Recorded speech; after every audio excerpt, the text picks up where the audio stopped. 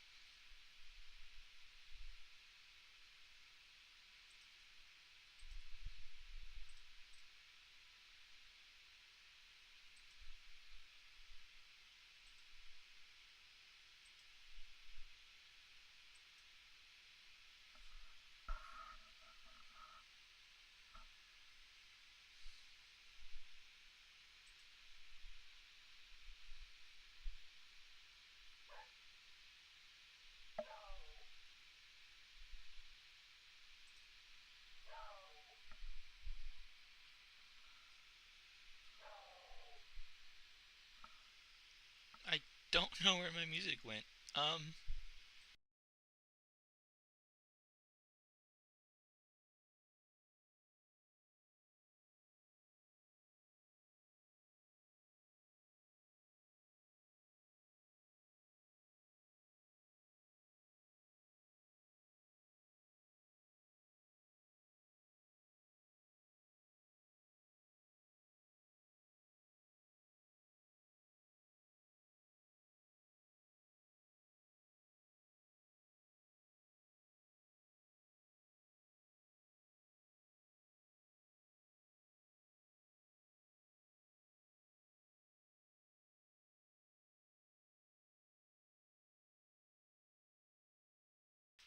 technical difficulties, I suppose.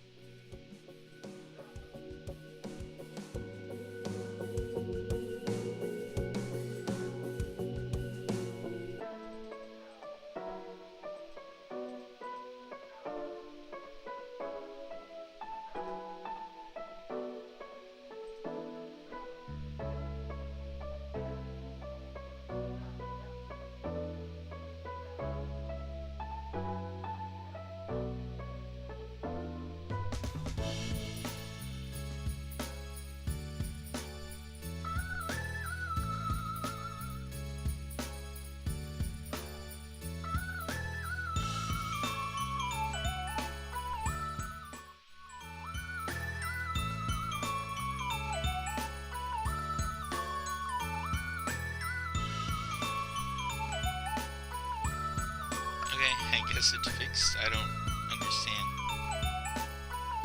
I don't know. That's okay.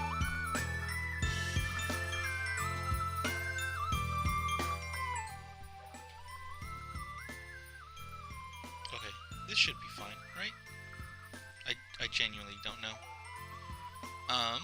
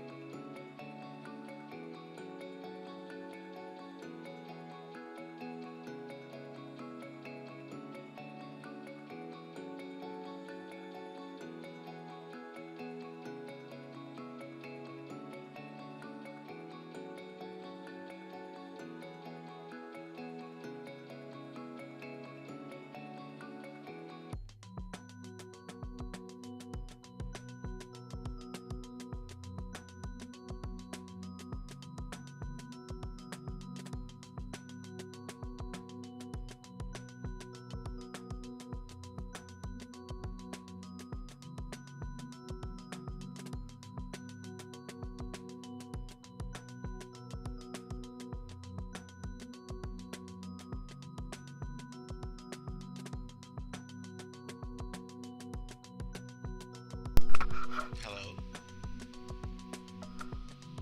Can you hear me? And also, is anyone there to hear me?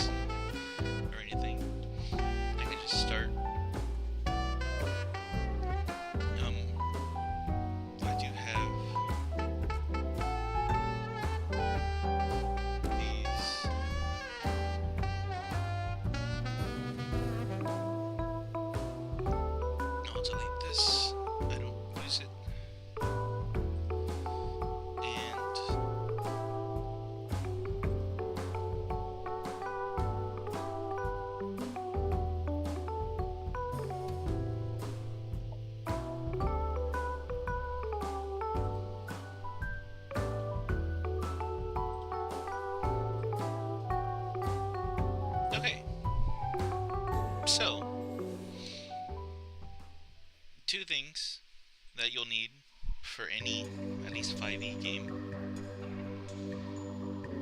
is a character sheet, which won't exactly look like this, but this is actually very close enough to what we'll typically want. Is you'll want your character sheet, and you'll want dice. You don't have to have all of the dice I'm about to show you, but you do have to have most of them.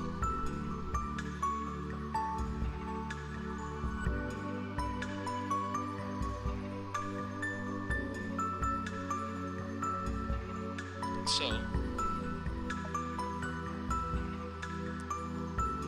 what these are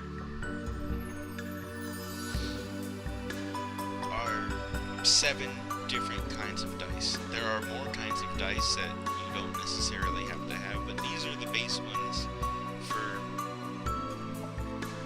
essentially any D&D game. I feel like this music's a little loud. But okay. So, this, I'm going to say, is our basic dice set. If you go into most game stores, they'll have a set of 7. Some might sell only 6. That's fine. This one we're going to start with is the basic dice. This one, you know, it comes with most board games. Freaking Monopoly, Picturica, dice. Just when you think of dice, you think of these. Just typical 1 through 6. We'll put that aside. This one is your other essential 20-sided dice. This one will be used the most. You will use this one for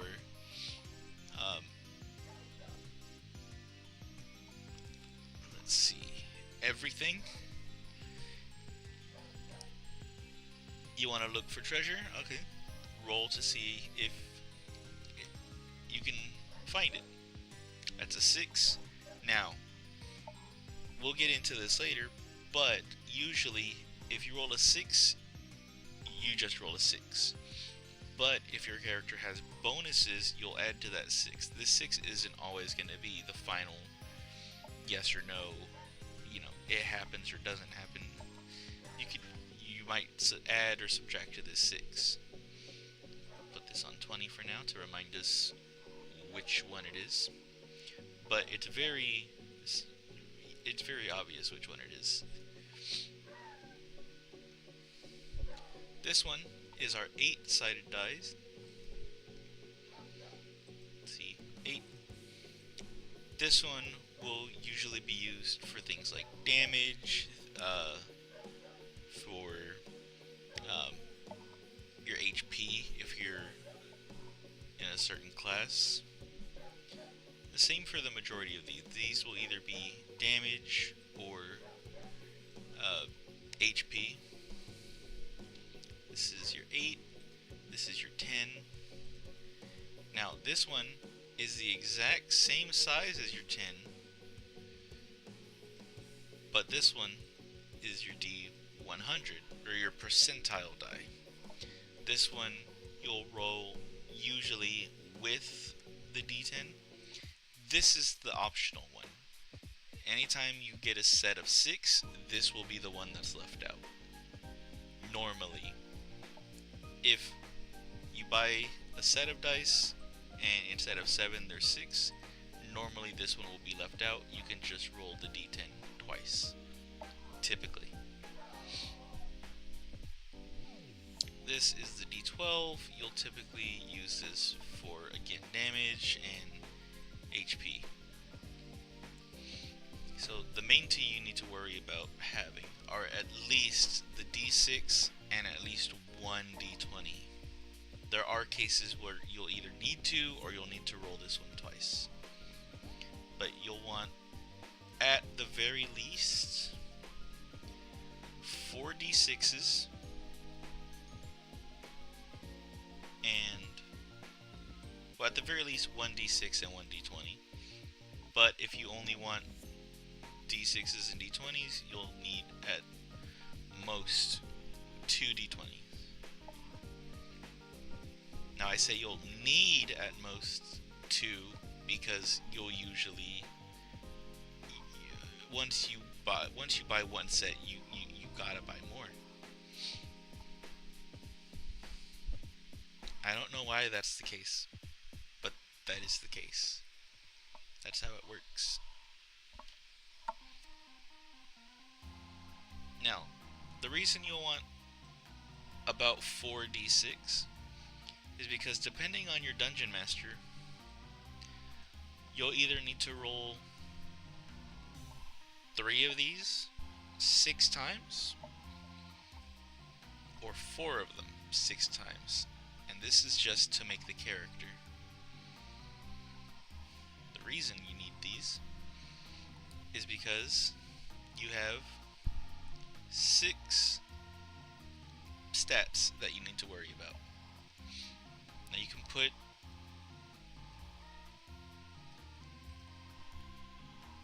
this roll will normally depend on your dungeon master. Me personally, when I DM, I'll have you roll 4, and if you roll 1 or 2, you just drop the lowest dice. So for example, it's a good roll. We have a 6, 5, and 5, and another 5. So we'll just drop one of those 5s. 6, 5, and 5 makes 16.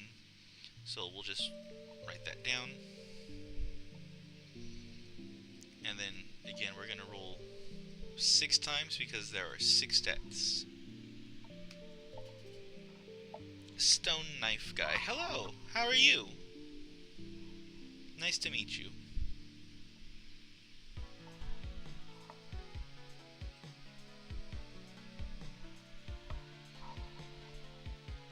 I am using Tabletop Simulator right here. I'm using the Chimera table. Actually not sure if I remember the creator's name.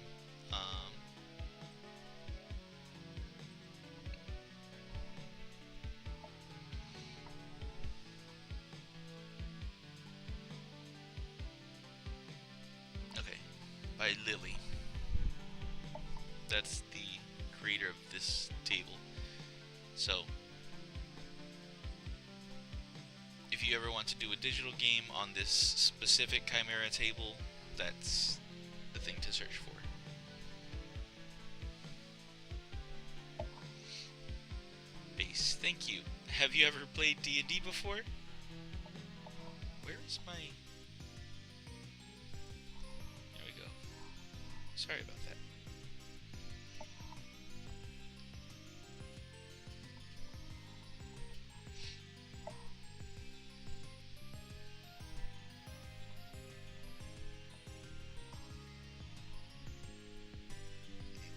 Oh wow. I think I've only started playing this past March of last year, so it's been exactly 1 year for me. God, back in 2E, I think my first encounter with D&D was, oh god, I want to say I was like right when 4th edition came out, and I didn't play it, I just heard about it.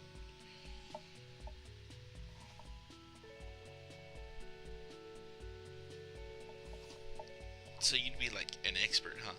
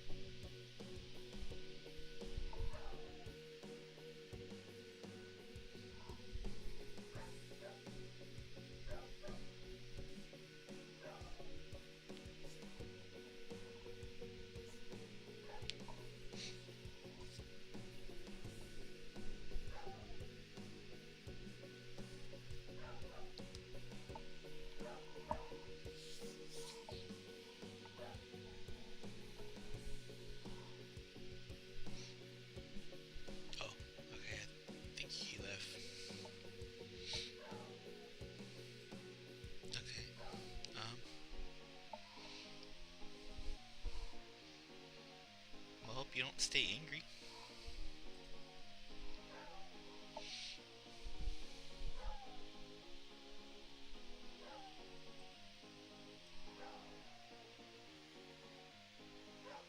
Oh,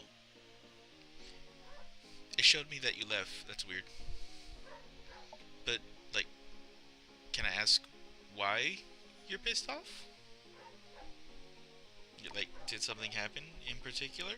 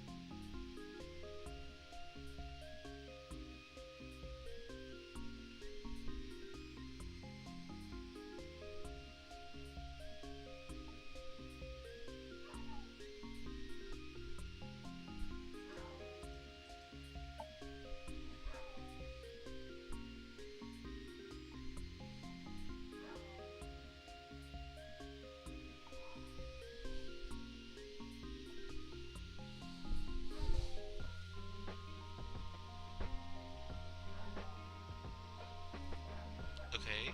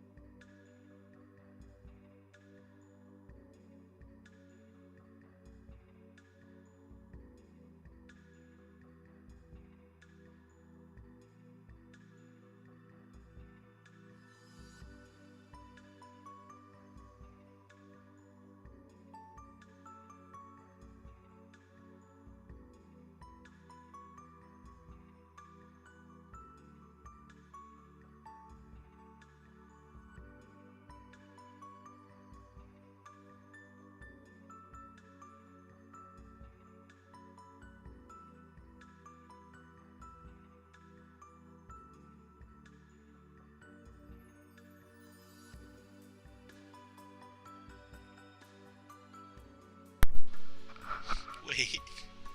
Wait, is that what's happening right now with 5.5?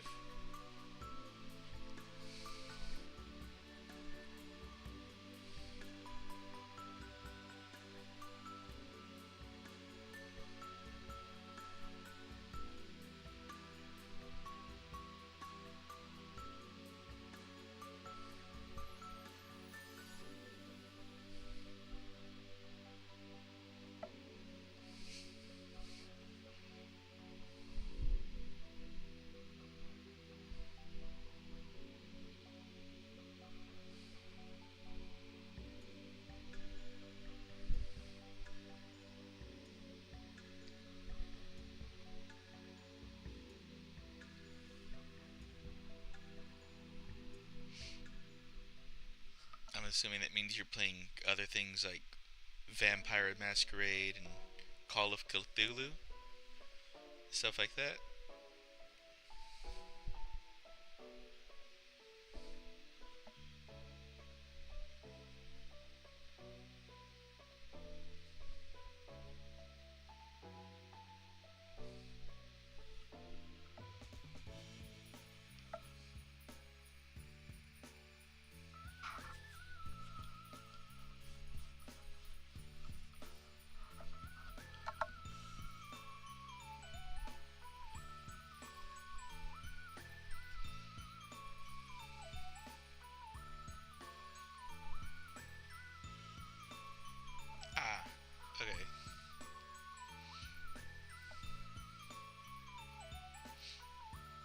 See, I grew up in 4th edition era, but I didn't play it.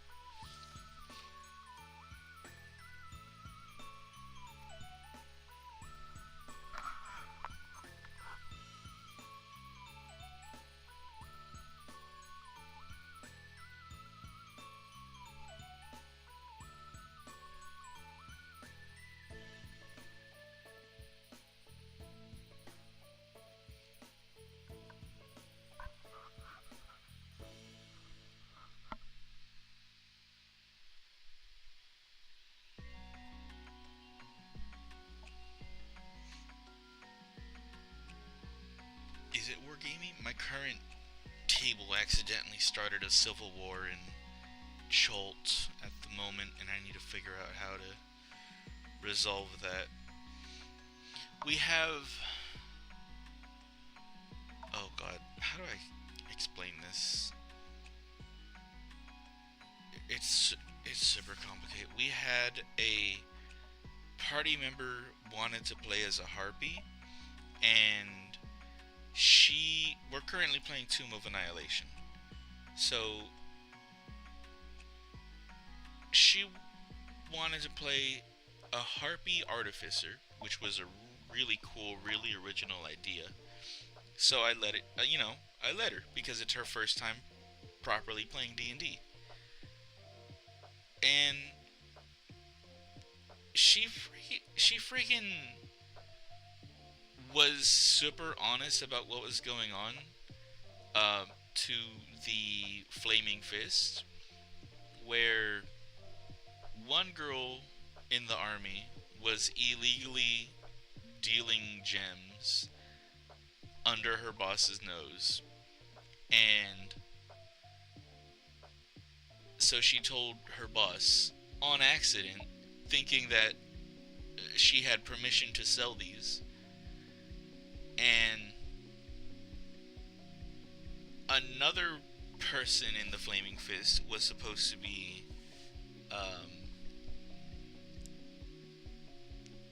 an assassination target from the nearby, one of the nearby, a kind of gang leader, kind of princess type person. I can't explain it properly.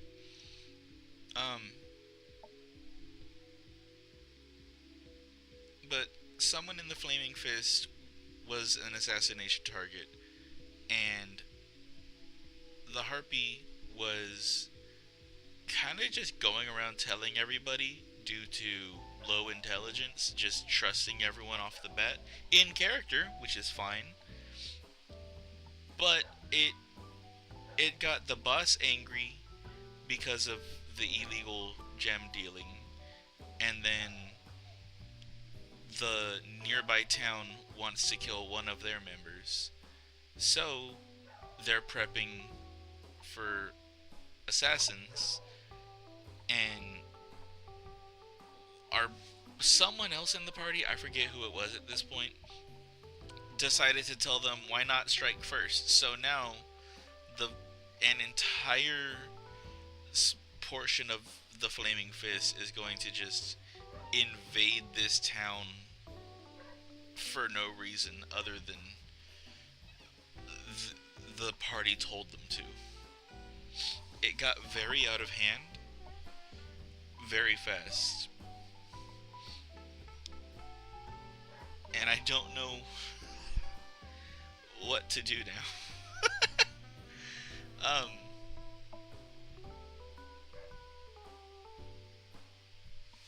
But yeah, so now I need to find a way to, because the party is on both sides of the war.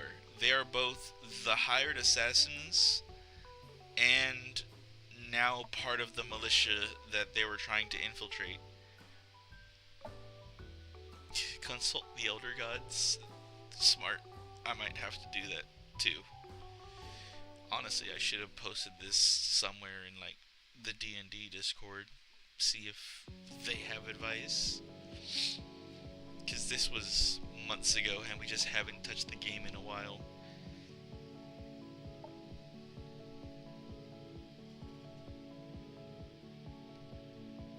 The part about the militia. So, what happened was,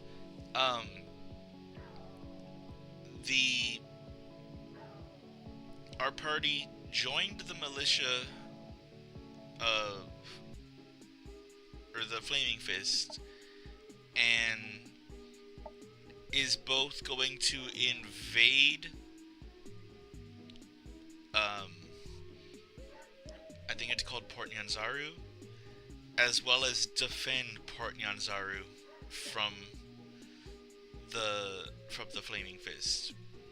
So they're on both sides of the war and want to appease both sides.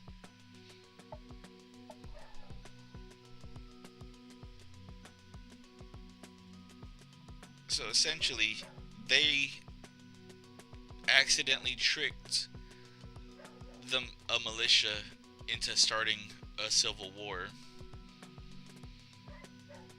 and now want to both help and stop it at the same time. But obviously, the princess and princes of that area have their own guards and, you know, small like bodyguards as well. So they're obviously gonna fight back, and they have the resources to fight back. So this will end up being an actual full-scale war between two sides.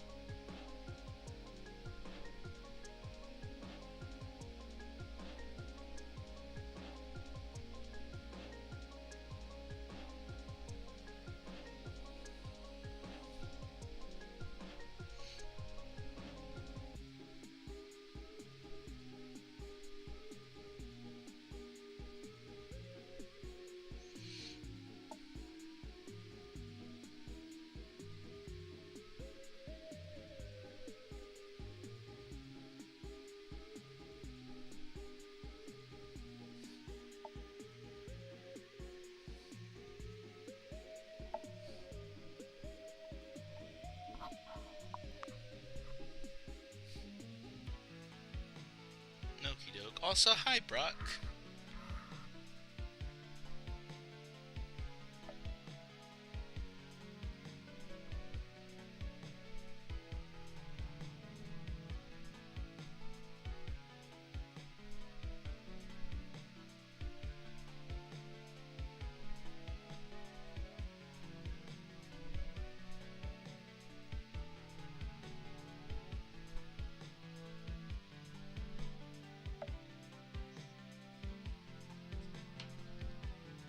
A link? Sure, link to what? Although, I don't know if the bot will auto-ban you for...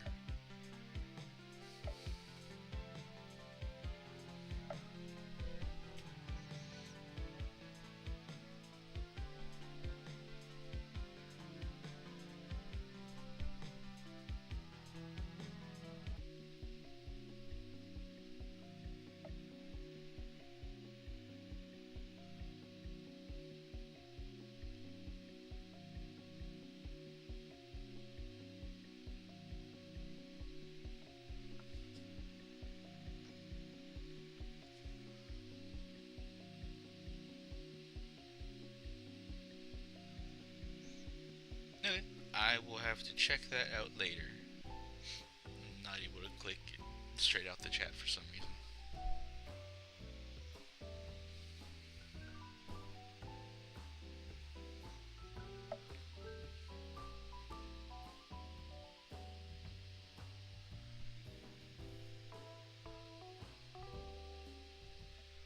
Whisper me? I guess. I don't know if I have those turned off. I don't think I do.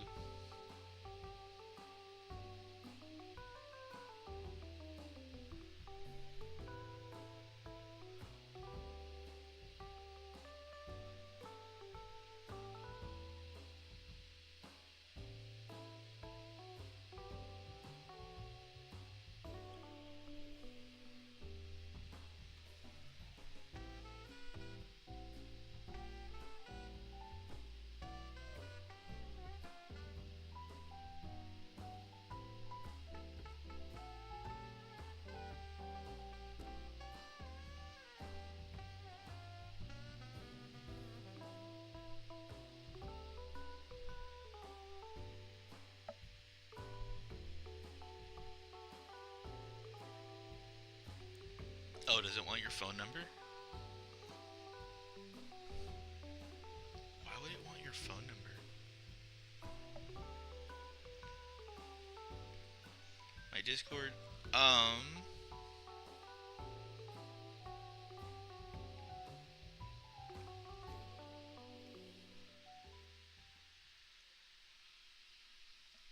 actually...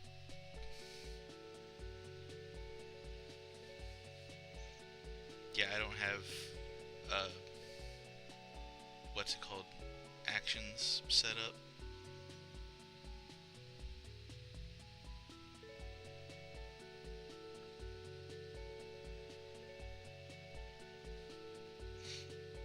I just started. I genuinely don't know what I'm doing. I'm sorry.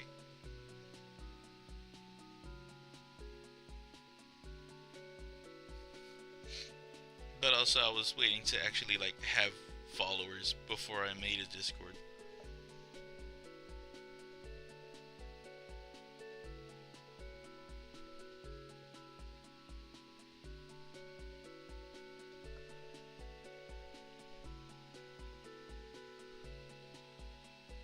Dungeon Monarch? Alright, let me see.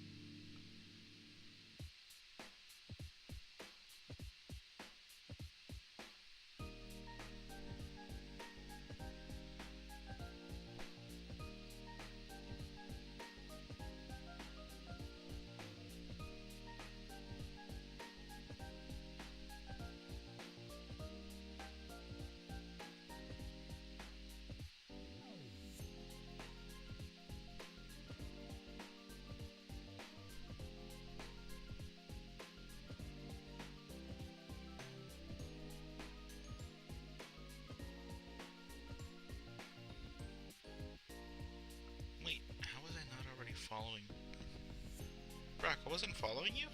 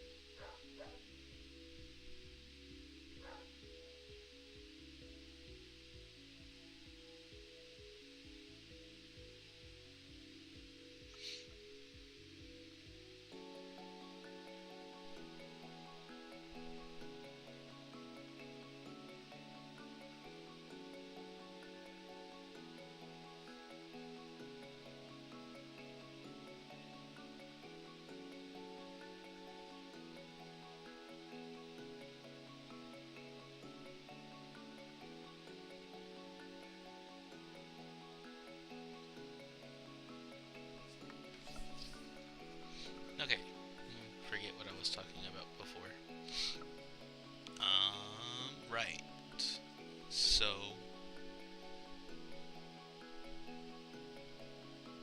character building. Yes.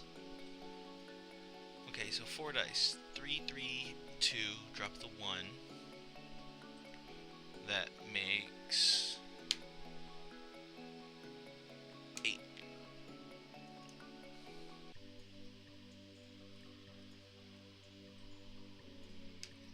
Keep rolling. 5, 4, 4, 3. Drop the 3. So that's 8 plus 5 is 13?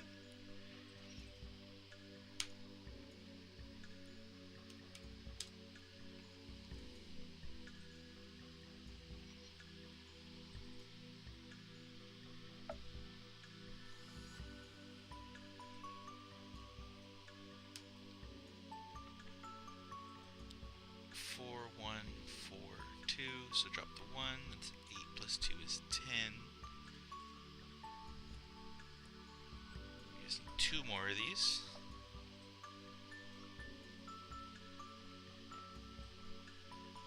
Drop the 1, so 6, 5, 5. It's going to be 16 again. And we just need 1 more.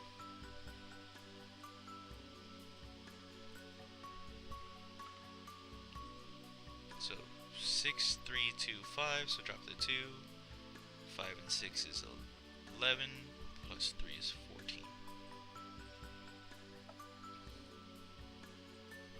Okay, now, some DMs will give you a rule where you get what you get in the order that you get it, so they would make you put 16 in strength, 8 in dexterity, 13 in all in order. Other DMs will let you put any of these 6 wherever you want to put them. That's how I do mine. Now, there is an alternate rule where you only roll 3 of these at a time, 12 times, to make 2 sets of 6, and you can pick from those 2 results which set of numbers you want to go with. However, I'm happy with these numbers, so I'm just gonna pop them where I please. So we'll put, let's see, what do I want to make? I guess for no reason in particular, I will choose a bard. And bards go off of charisma along with warlocks. Wizards go off of intelligence. Barbarians primarily focus on strength. I don't remember exactly every single thing off of the top of my head.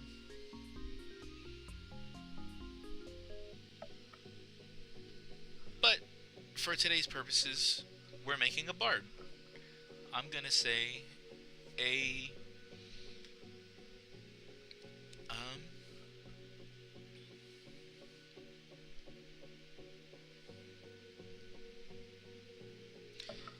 I'll say that we will use a tiefling for the race. So we'll put this 16 in charisma for now. The race does affect it. This 8 is going to be our dump stat, something we're not necessarily going to need. And as a bard, I'm not going to particularly be using my strength, so I'll put my lowest number in that. My other 16, I guess, will go in dexterity. So I guess I should be explaining these as I fill them out. Charisma is going to be your likability or believability. So if you want to lie to people, you need charisma. If you're gonna convince people of like incoming danger, you charisma. If you want to, here we'll specifically point out these and give examples. deception. So obviously, if you're going to be lying to people, you're going to need to be believable. So that'll be charisma. Intimidation. You want to be obviously scary. You want to convince someone that you are willing to hurt them. Intimidation. Performance. If you want to, let's say, you have, I don't know if you've ever watched the Princess Bride movie, but let's say, for example, you have 2 poison cups, and you both have to sip from them and see who dies. If you want to pretend to sip from the cup, performance. Persuasion. If you want to, again, like, let somebody know something that's fairly unbelievable, but it is the truth, that would be persuasion. You have to convince them. You have to be convincing. Like if you say, hey, if you help me with burying this body, I'll give you 100 gold to not tell anybody. Persuasion. If you plan to pay them. If you don't plan to pay them, deception. And you have to tell the dungeon master which one you're going to be doing. Because a proper dungeon master will not be fighting you. He will not be against you. You have to... He's like a doctor who's telling you a story. He has to know what's going on in order for him to help with the rest of the story. He's not going to be... He can't do his job if he doesn't know what his job is.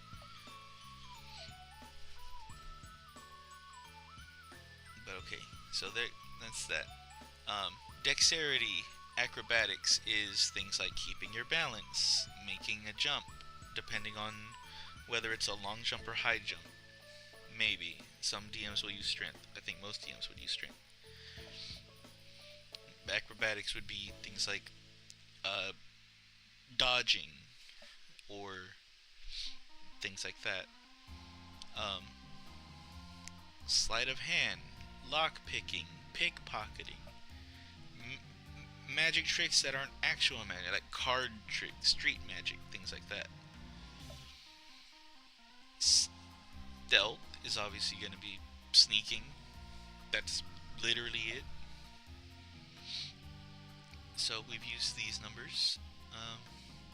8 is going to be strength. Athletics, things like pushing people, moving giant boulders, slamming a door open that's budged. You'll need that. My bard will not be able to do very much of that. Now, if I roll high enough, maybe. That's what the dice are for. That's what these are for. But okay, enough of that. Let's see. My next number is a 13. Where do I want to put my 13? I'll say intelligence. Now 10 is the average. 10 is the average. 11 is slightly above average, but you don't get any bonuses for it. 12 and 13, you get a +1. 14 and 15, you'll get a +2. 16 and 17, you'll get a +3. That's the wrong button. Now 8 is going to be a -1. 9 and 8, -1. And you can tell there's a pattern here. There are intervals of 2, so every other number is going to change your bonus. So like strength. If I need to, like I said, bust a door down, and it's a I need to roll a 15. Well, that's a 5 -1, so this 5 would be a 4. So I'm definitely not getting in that door.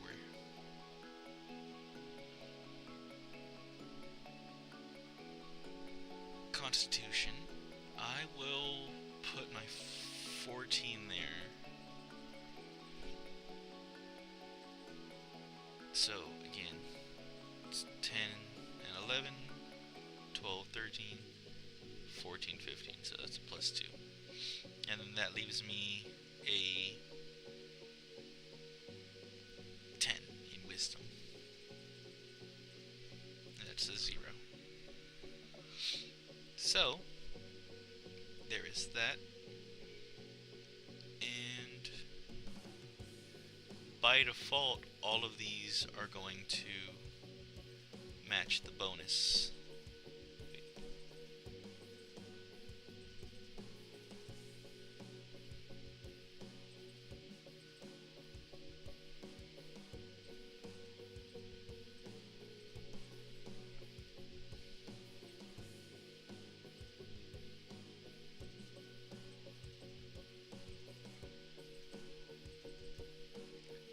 So,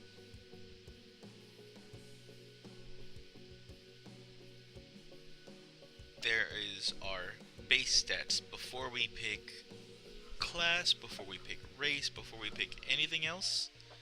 Here are our base stats.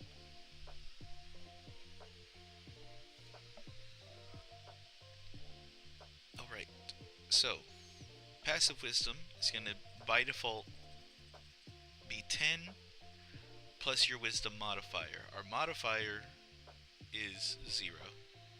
Also, now that I'm pointing this out, it does not matter which number goes where. That is a very commonly asked question that I receive a heck of a lot more than you would expect.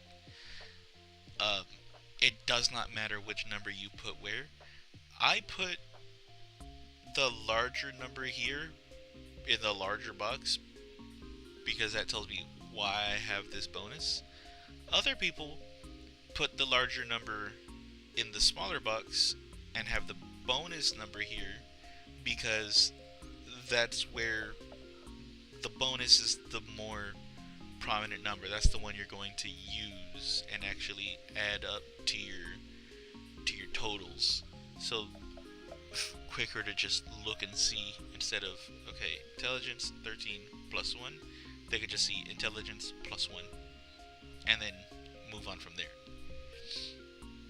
So it's up to personal preference. That is pretty much it for your base stats until you get to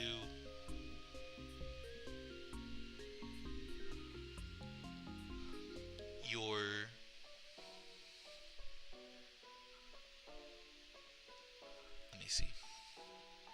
your class and race. Now,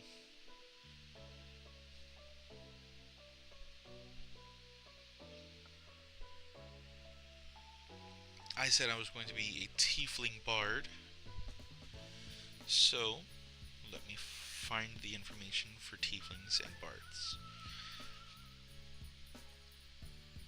So different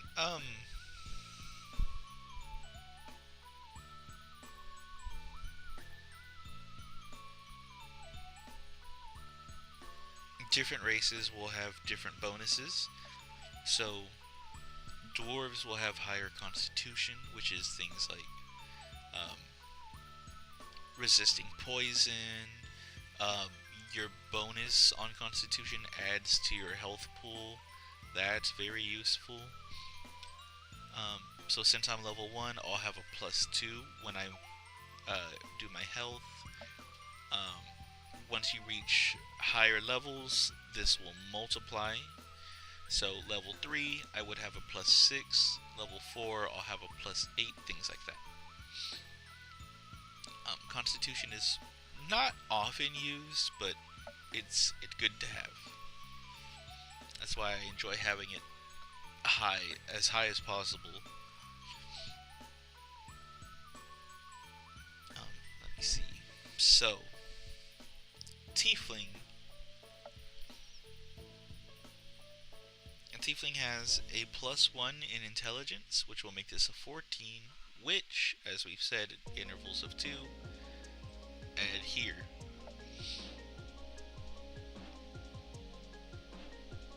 They have a +1 in intelligence and a +2 in charisma, which bumps us up again over here. Now, if I were a human, I would essentially have a +1 in everything. If I were a dragonborn, I would have a +1 in charisma instead of a +2, and a +2 in strength. So, if you ever want to, you know, mix and match with races and classes, that's fine. A half-orc would have a +2 in strength because they're a bit naturally larger and heavier. So, if you want to have your race cancel out your negative stats, that's fine too. I just like to tell a little story with my characters, so we'll say, let's see, we'll fill things out as we go along. So, Tiefling. On top of that, your race will also have certain either abilities or stats that go along with their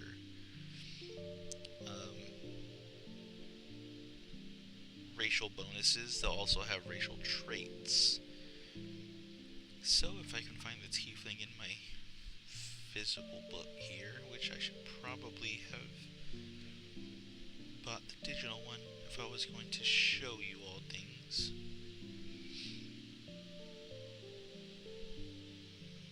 Okay. So, not everything is going to be necessary, but I'll fill them out as it asks for them. One of the character sheets that Wizard sells and offers will have different information here. Actually, let me see if I can find the official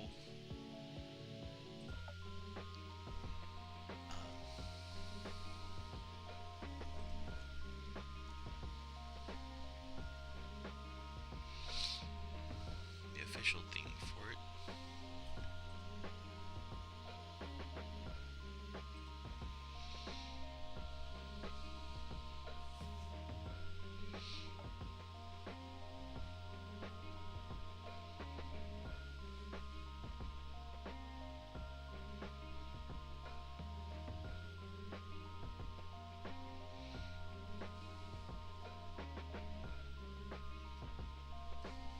Let's look at these.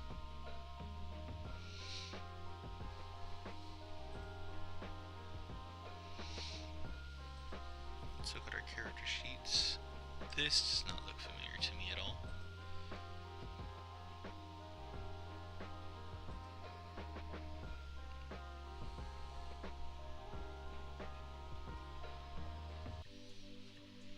This looks a little different.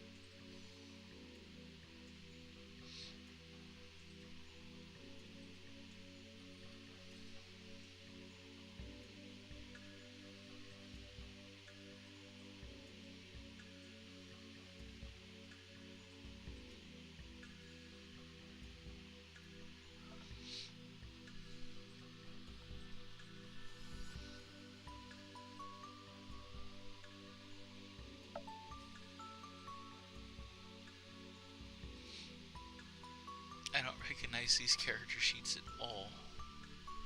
Let me type in character sheet, honestly. That might be easier.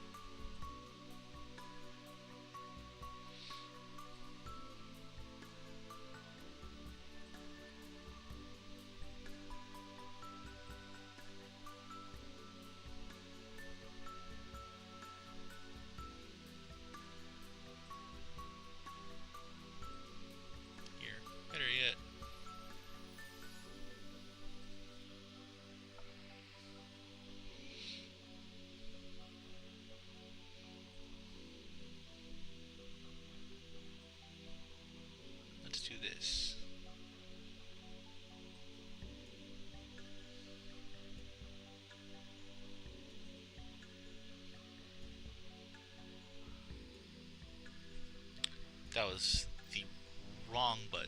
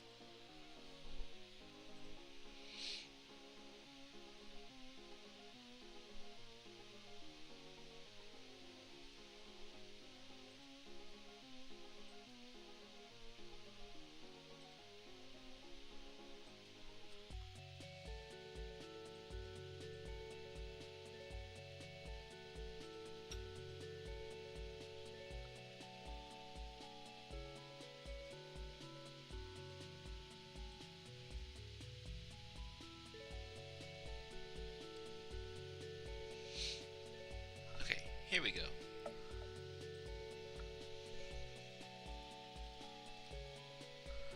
Let's try. Oh god. I forgot the website for a second.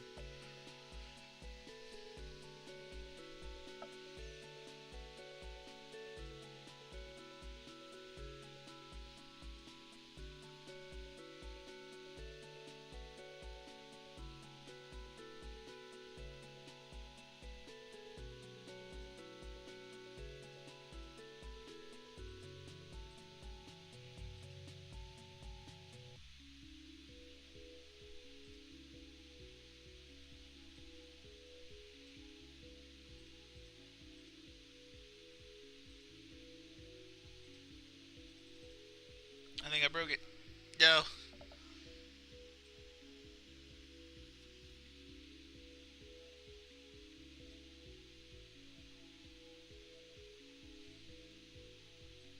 But I'm human. Well, humanoid.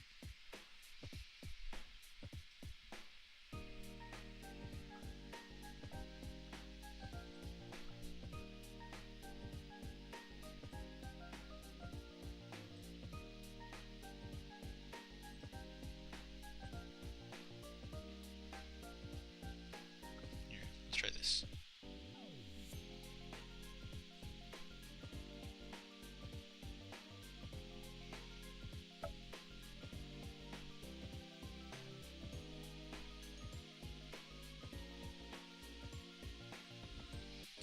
Here.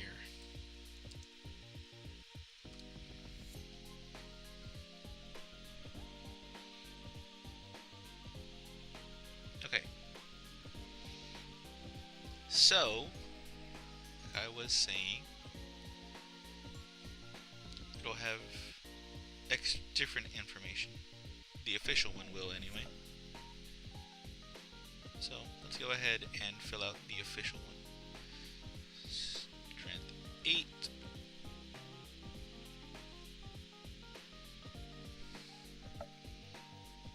Gives us a -1. Dex 16 gives us a +3. Constitution 14 gives us a +2.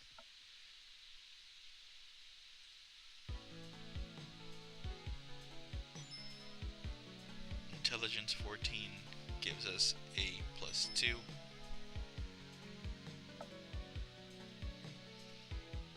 Wisdom is a 10, which doesn't give us anything, and Charisma is an 18, which gives us a +4. Okay.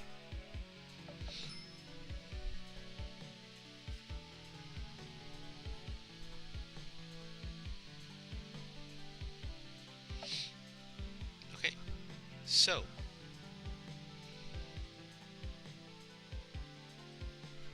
we're gonna make a level 1 character. Just keep it simple. So, Bard, level 1, race Tiefling.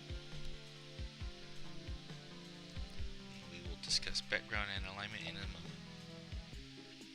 Player name, Owie.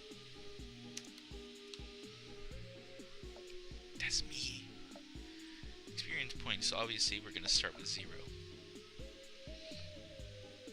Okay, armor class. Your naked armor class is always 10 unless there's something wrong with you. For example, a negative in certain stats, depending on which class you are. I'm pretty sure that primarily applies to things like monk and barbarian.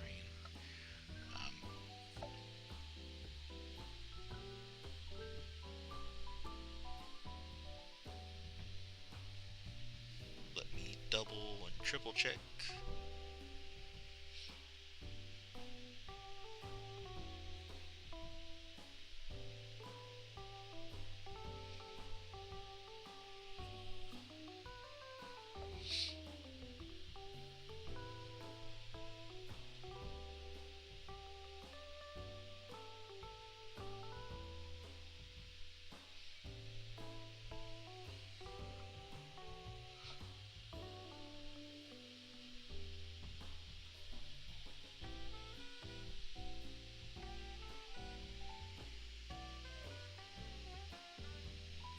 Okay, yes, so you always start with 10 plus your dexterity modifier, which for us is a +3, so we're going to start with a 13.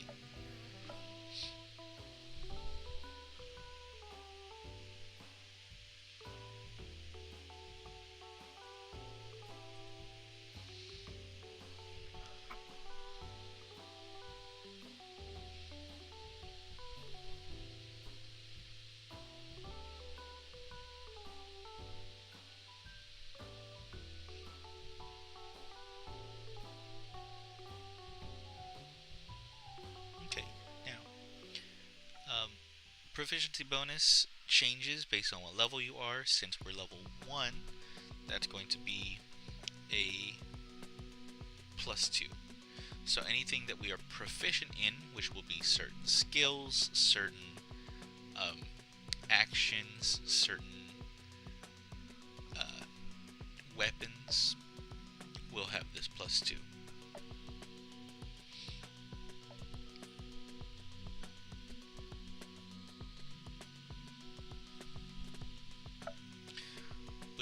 To our next simple math portion.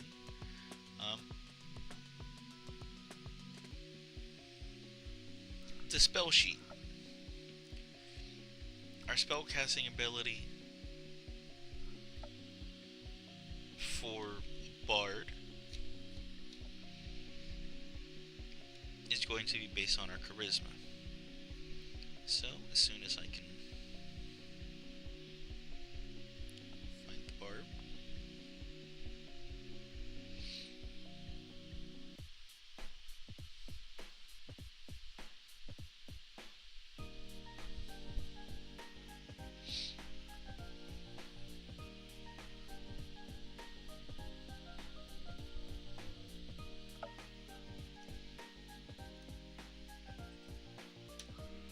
that there to remember in case we ever forget or someone else needs to borrow our character and has never played a bard before or heard of a bard before.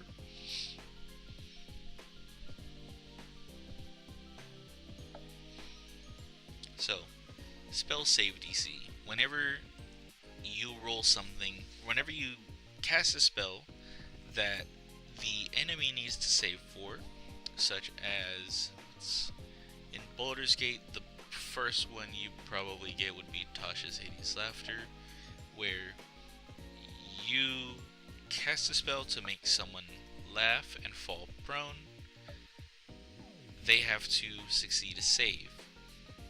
That save is going to be 8 plus your proficiency bonus, which for us is 2, making that 10.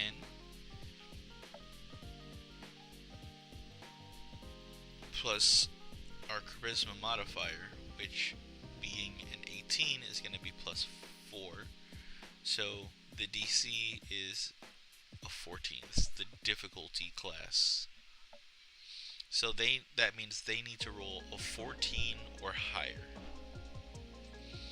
That will raise as we level up.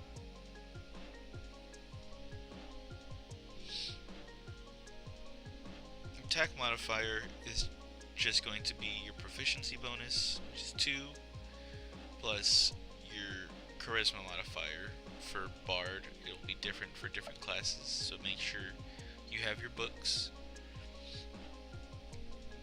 which our charisma modifier is 4, so that 4 plus 2 is a 6, meaning anytime you just roll an attack spell, like Fireball is a favorite for wizards and sorcerers and people that can cast Fireball, you just add this 6 to it, or whatever your math gets you.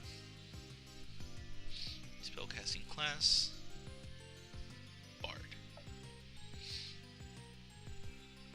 This will tell us what spells we're allowed to use. So I can only use Bard spells, not wizard spells. There are some spells that will show up in multiple spell lists.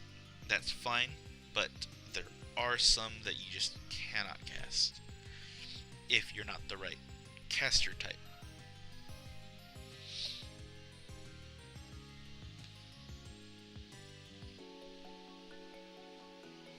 I feel like I've skipped something. Right, about me being a tiefling. So, as a tiefling, I have a couple of things that happen to me. Oh, this is why I scrolled down here to look for this page specifically. Age. Different races age differently. Earlier I discussed a harpy player character, which is not in the main book. They live about 20 years and they become mature adults at the age of 3. Tieflings age around the same as humans. Most of the playable races will age around the same pace, but mature at different ages. Tieflings are the closest to humans. The only difference is it says here that they live a few years longer. And that is essentially the only difference. So, I will say we'll make our tiefling 20. Just a nice round number.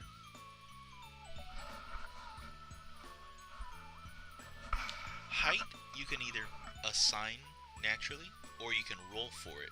And I do love that the book lets you roll for it. So that's what I'm going to do.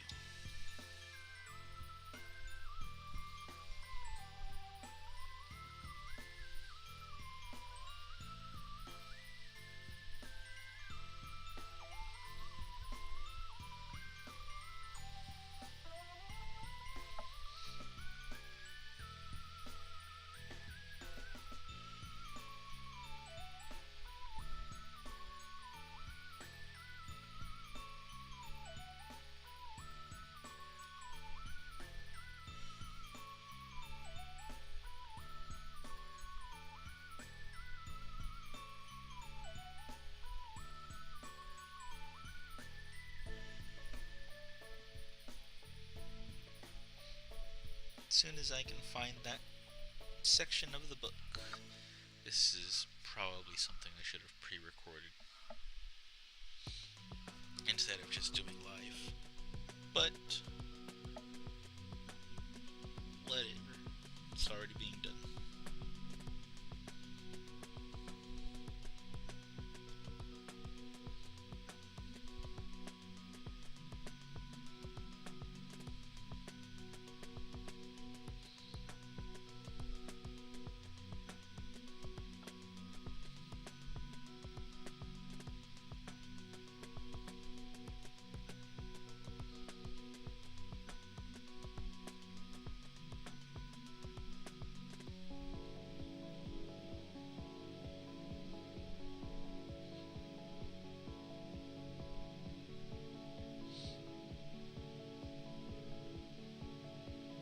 the chart is around here somewhere. Here it is. Okay, so what I'm going to do is roll for it.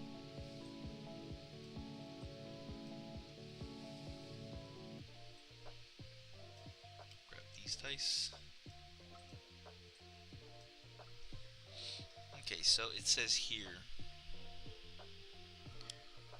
as a tiefling, the base height, which I suppose would be the minimum, is 4'9".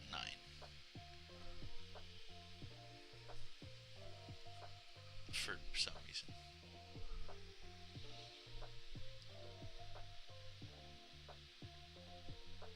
We're going to take 2d8.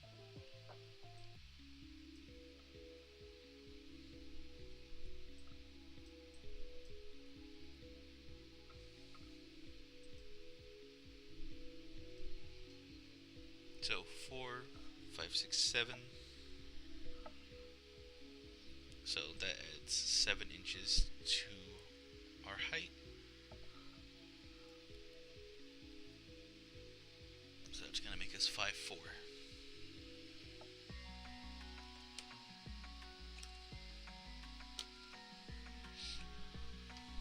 So there you go.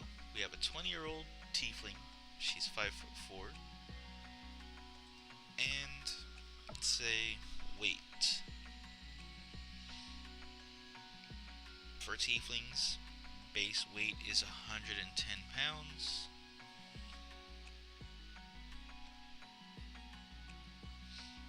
Weight modifier is going to take 2d4.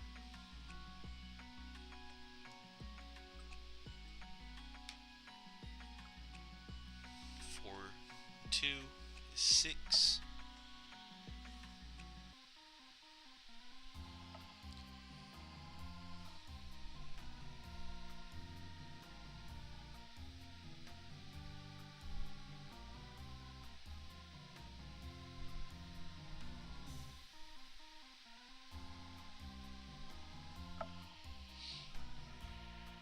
It says multiply by 2d4.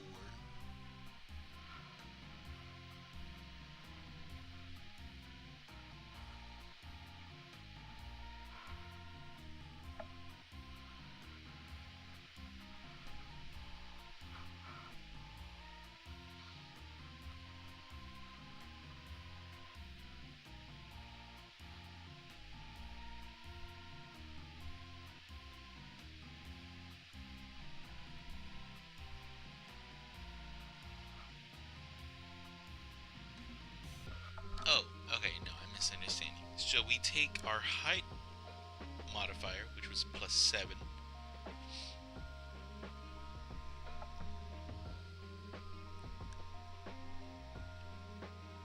and we multiply that by 6. So 7 times 6 is going to be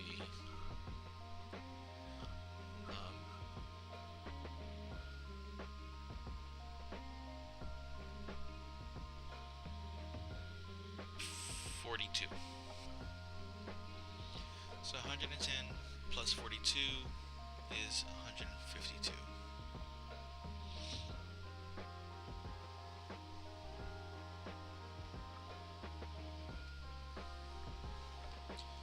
So we have a 152 pound tiefling at 5'4".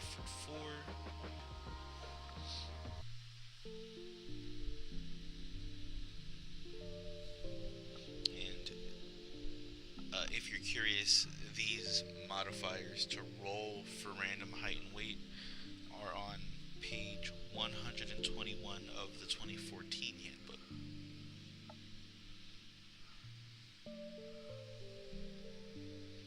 You have modifiers for humans, hill dwarves, mountain dwarves, high elves, wood elves, drow elves, halflings, dragonborn, gnomes, half-elves, half-orcs, and tieflings.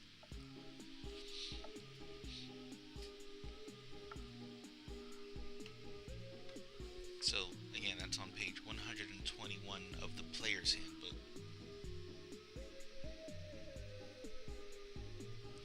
Now, everything else we can just choose. We'll give our character green eyes. We'll say pale reddish skin. So pale reddish.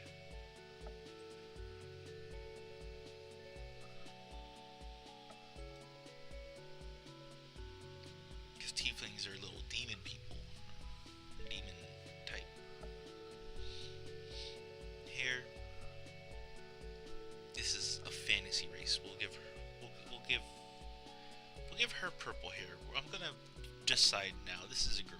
This is a female tiefling.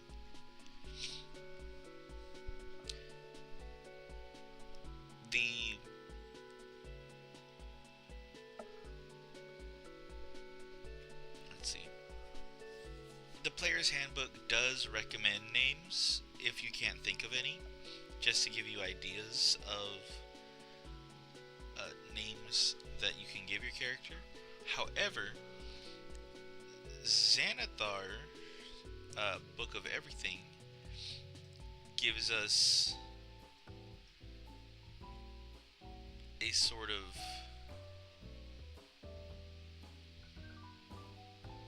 I want to say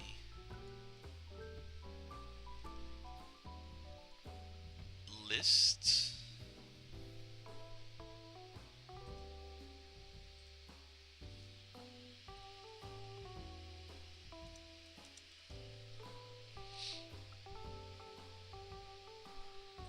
Yeah, there you go. Xanathar's Book of Everything has elves, gnomes, halflings, all of the default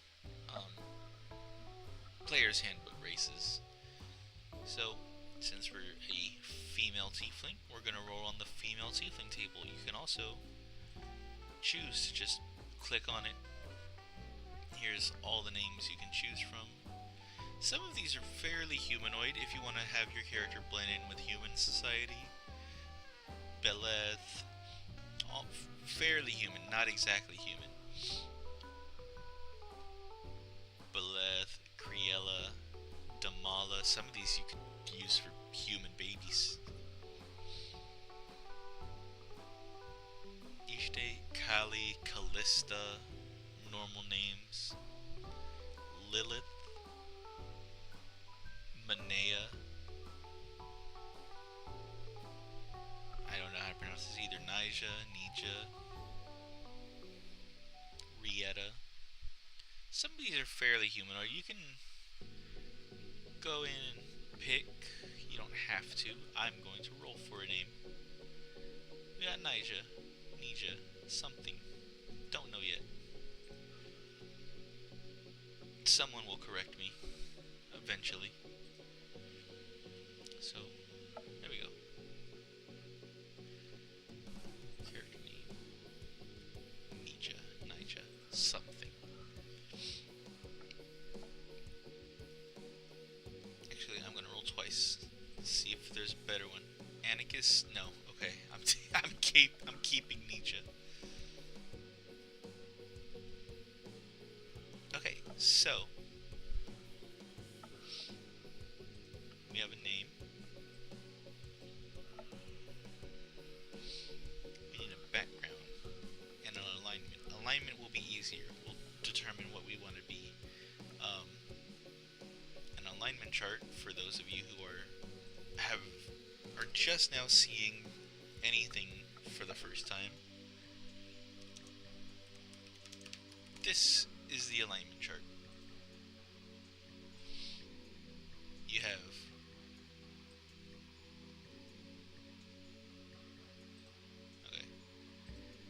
have lawful good, lawful neutral, lawful evil, neutral good, true neutral, neutral evil, chaotic good, chaotic neutral, chaotic evil.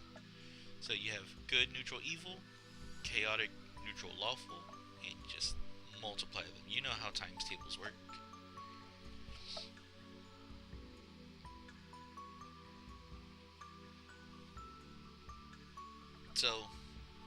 from one of these nine. Um, Lawful good, you don't necessarily have to follow the law. You follow your personal rule set or your morals, and you have a functioning moral compass. Lawful evil, you work within the existing societal rules or laws to get what you want. That could be political corruption, that could be typically political corruption, honestly. Or, lawful evil, you are just a bad guy, but you follow your own guidelines. You have a code. You steal only from people that you feel deserve it. You kill people that you feel deserve it, which can very quickly become lawful good or evil, because who determines why they deserve it? Is it you? Is it your God? Is it the party? Do you only align with the party's beliefs? So, lawful evil and good can quickly become lawful neutral either way. Lawful neutral, you just do what you want within the confines of the law, typically. It's also not against the law if you don't get caught. Neutral good, this is just you're a good person for the sake of being a good person. Neutral evil, you're a bad person for the sake of being a bad person. True neutral, you're a person. Moving on. Chaotic good. You want to be good, and you want to be good by any means necessary, even if that means maybe committing a couple of felonies. But you saved the world in the end, didn't you? You saved the world in the end. You got the girl. You did what you wanted to did. That's what's important. Chaotic neutral. You do what you want, when you want to do it, how you want to do it. You're a freaking psychopath, typically. A lot of people will choose chaotic neutral just to be a murder hobo because my character is what he would do. He just wants to do the thing. He felt like it, and he's chaotic neutral. So obviously, he who knows what he's gonna do next? He sure doesn't. But like, it's not what this is for. This is for doing what you feel needs to be done to do what needs to be done. You want to save the world? You know who has the money? Does the good guy have the money? Are you getting paid? Because I mean, if the bad guy pays more, you could easily swap over to the bad guy. It's not that hard to play chaotic neutral without being a murder hobo, which is a term for people who kill for the sake of killing. They want the XP, they need the XP. It is unfortunately not necessarily for the XP, it's just to kill. Chaotic evil, you just want to mess things up. You just want to fuck shit up. That's all you want. You just want to be bad. You're fucking Dr. Eggman. Why do you want to be evil? I don't fucking know. To build a roller coaster that kind of shoots laser beams at the hedgehogs? Why would you want that? I don't know. My grandpa had beef with a hedgehog, and now here I am, fighting a blue one. You know?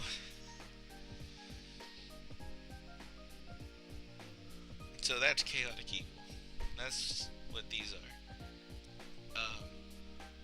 The player's handbook will recommend alignments. Um, Tieflings, according to the player's handbook, are typically chaotic evil. But, you know, we're breaking the mold here. We want to tell a story with our character, so we're gonna make her,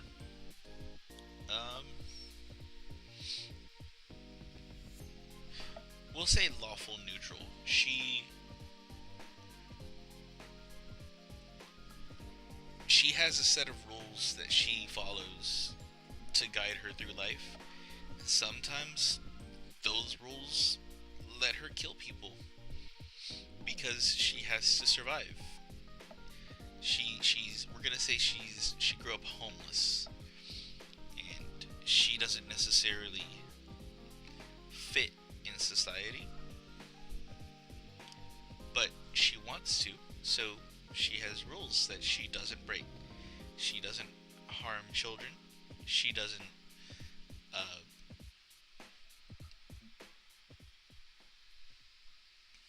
I don't know. I haven't fully thought it through. We're making the character together here. But we'll fill these out here.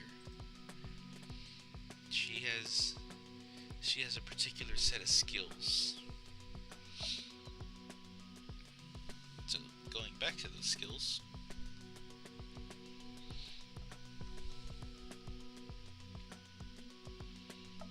we're gonna go back to tiefling traits.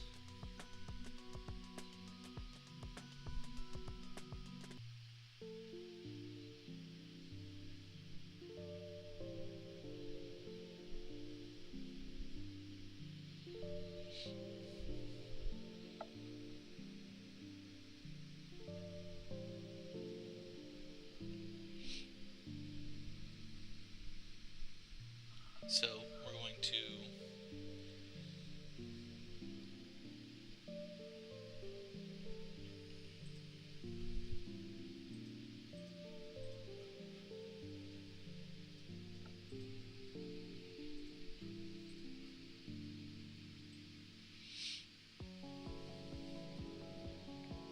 what was next?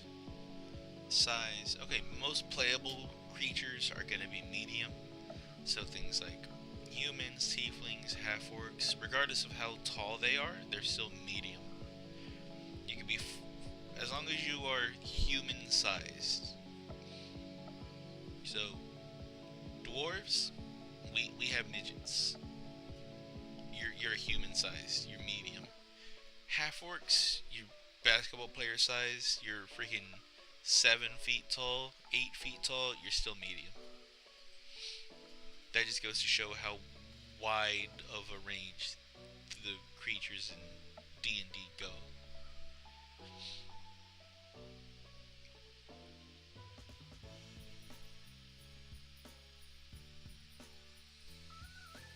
So, speed by default is going to be 30. Larger creatures may have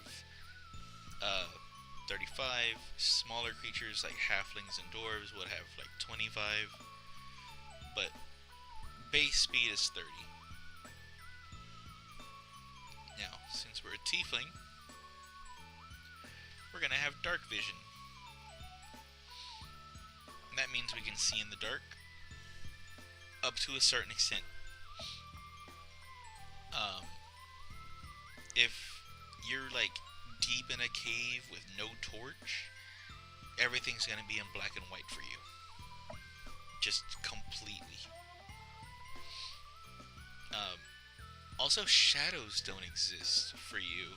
You see shadows as if they're just normally lit. Shadows do not exist for you. So everything looks like a bad PS1 render.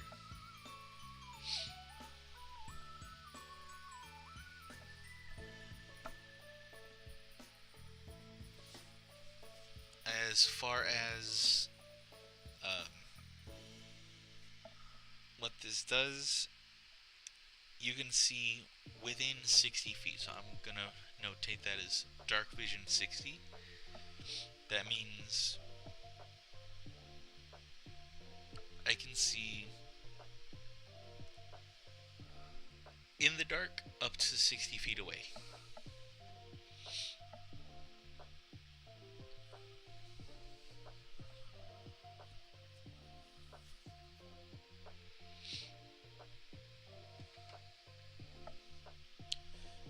Hellish Resistance as a default fire tiefling, or infernal tiefling. I have resistance to fire damage, which means if somebody shoots me with a fireball, I take half damage. So, fire resistance.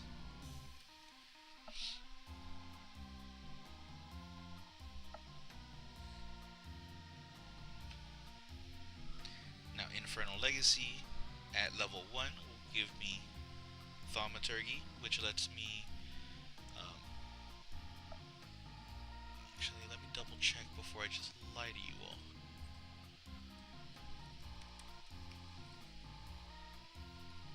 We're playing 5th edition here.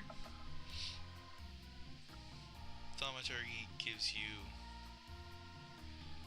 multiple possible effects. You manifest a Minor Wonder, Sign of Supernatural Power within range. The range is 30 feet. Up to 1 minute.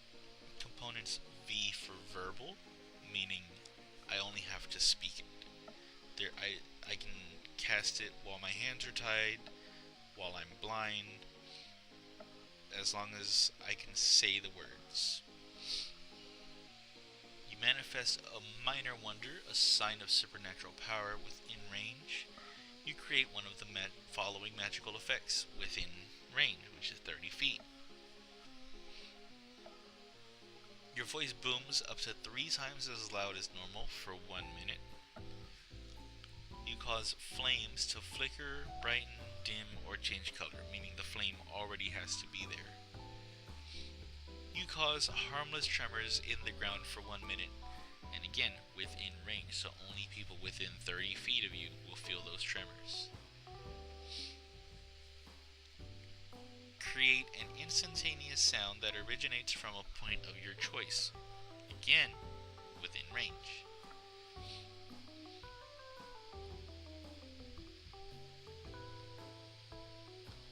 Examples: a rumble of thunder, the cry of raven, or ominous whispers. So it can be loud, it can be quiet, as long as it's within range. You instantaneously cause an unlocked door or window to fly open or slam shut. So, yeah. You alter the appearance of your eyes for 1 minute. If you cast the spell multiple times, you can have up to 3. Up to 3. That's if you cast it multiple times.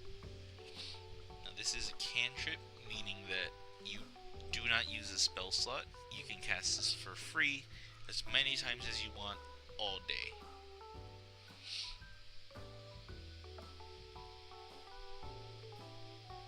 Up to 3 of its 1 minute effects active at a time, and you can dismiss such an effect as an action. So if you don't feel like using that effect anymore and it's been less than a minute, you can cut it off early. So, as part of our tiefling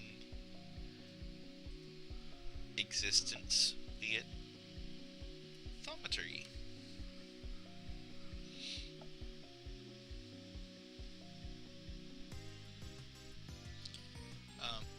We do get more spells as we level up, but we won't worry about that since we're level 1 right now.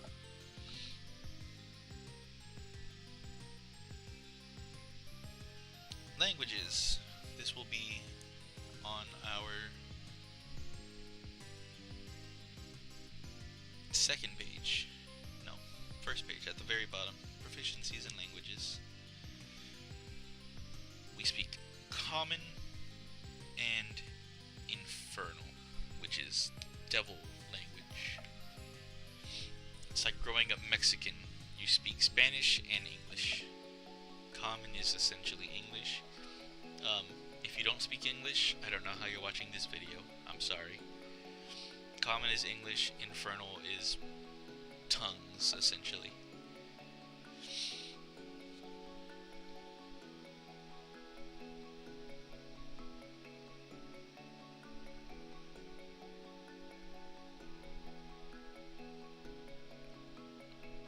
So, back to our bard stuff. We're going to go to our spell slots. At level 1, we get 2 cantrips out of the spell slots tab, so we'll just mark these up here for now.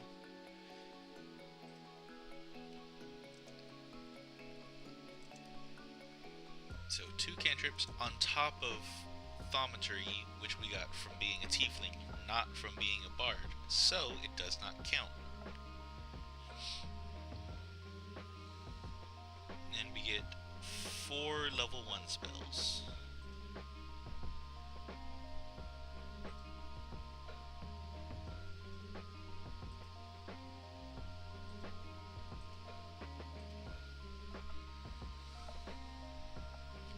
So we know 4 spells, but we can only cast 2 per day.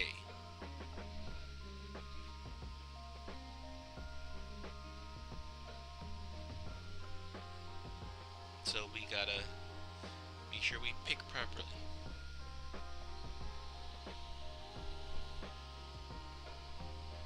So, let's see that here. Good.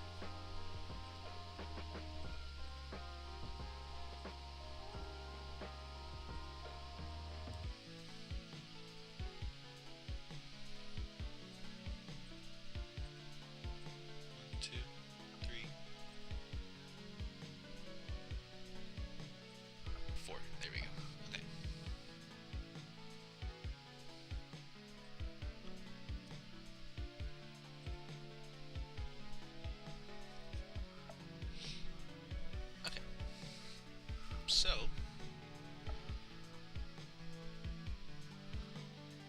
after we do this,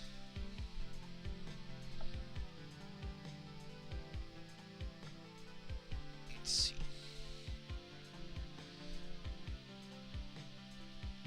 Actually, before we do this, we get more information before we reach the spell book at the bottom of the page.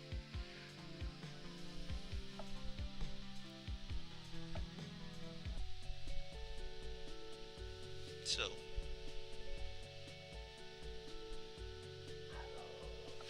as a bard, we're going to get a couple of things.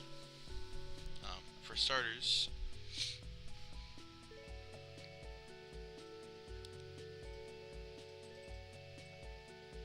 we get to start filling out the rest of this. So, our hit dice is a D8, and since we're level 1, we have 1.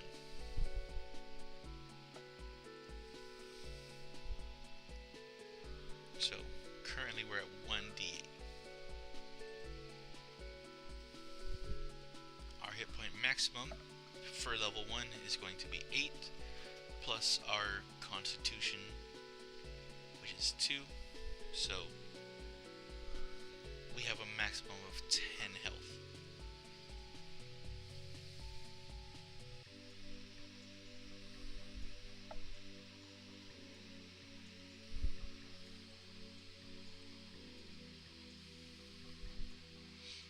Anytime we level up, depending on your dungeon master, you will either roll a d8 or add 5 plus your constitution. So we would get 15 plus 2 again, so 17.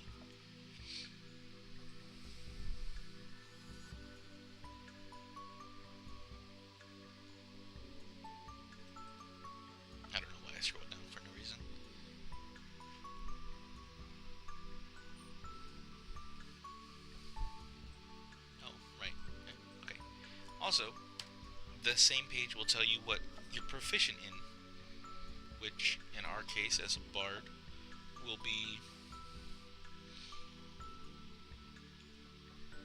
light armor,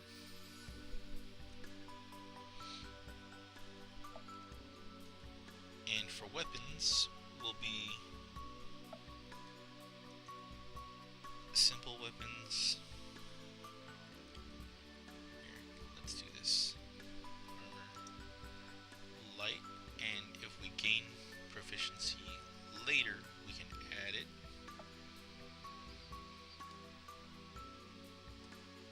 And same for weapons. So we'll have simple. There are simple weapons, martial weapons, things like that. But for here, it's simple weapons, hand crossbows as opposed to light crossbows or heavy crossbows, rapiers, and short swords. We also get to pick 3 instruments since we're bard, which is the musical class. So I'm just gonna pick lute, flute, and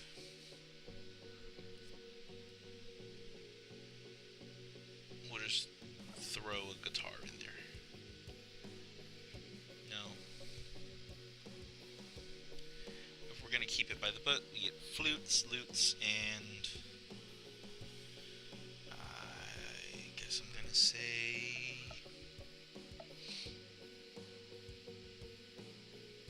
I don't know, harmonica. Just because. Now we don't start with those, we just can play those. And we can, these are the weapons we can use, this is the armor we can equip. So, directly underneath that, sorry, we still have tools. Oh no, those were the tools. In that case, let me shorten this.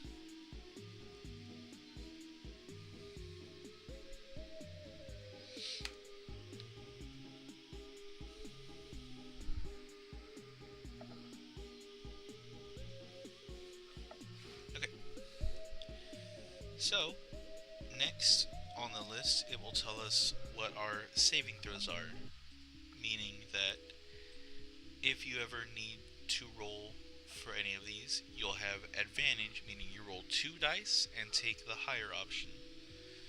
So charisma and dexterity, which, if I remember correctly, so strength is a -1. This will give us both our proficiency, which is +2, plus our modifiers, and advantage. So this is going to be a +5, and charisma, 4, 5, 6.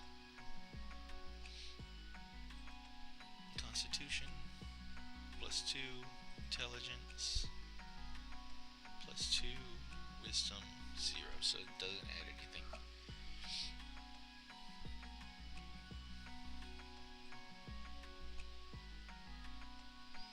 Now this doesn't apply to every single one of these that are labeled with charisma or dexterity, just specifically saving throws. These will come with your background, which we still have to pick.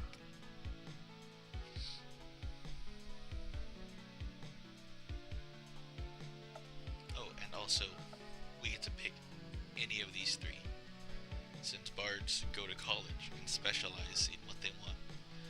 So, I'm going to specialize in deception, animal handling, in case we run into any scary creatures that I don't want to fight, and we'll say intimidation.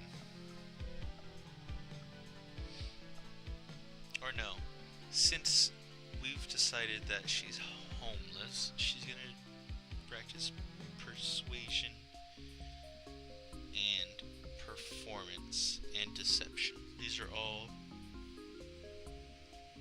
wisdom, charisma, and with this perception, we add our proficiency bonus instead of just our wisdom modifier, which was 0.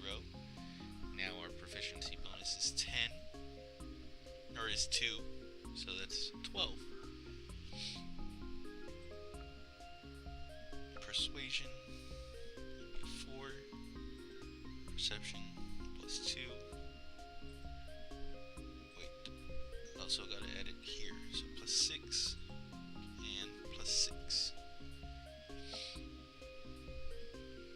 And then, like we did earlier, all of these would match our bonuses, but we don't have to worry about that right now.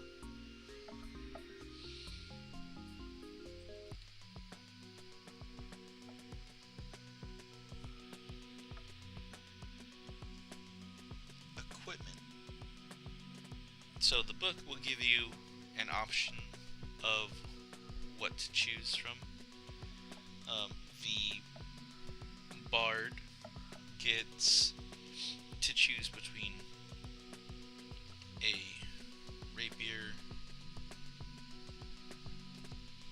or a longsword or any simple weapon. But as you can see, we are not proficient in longswords, so why would I take one? Oh no, wait, we are supposed to be proficient in longswords. Never mind. Make sure you read the book entirely, because I forgot that.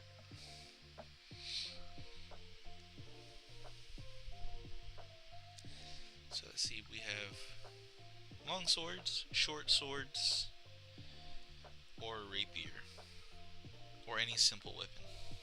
Simple weapons being anything you can easily make. Dagger, spear, anything is just stick and poke.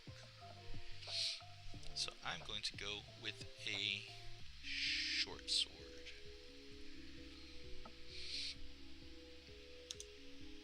Next on our list is a diplomat's pack or an entertainer's pack.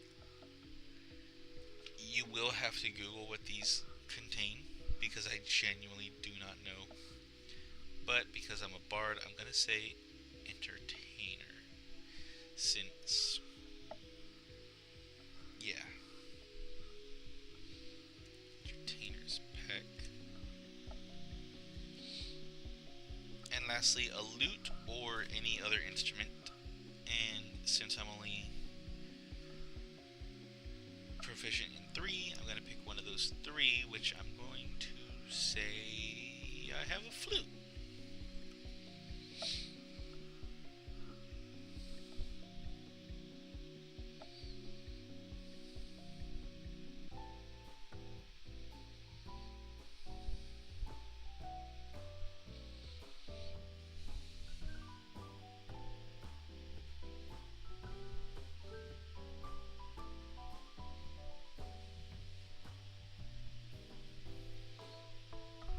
Now, we're finally going to get to picking our spells.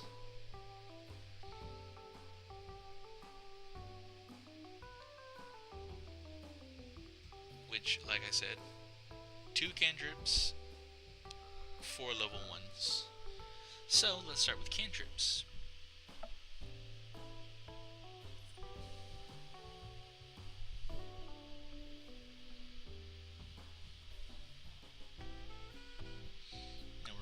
Gonna do cantrips and spells from the main book.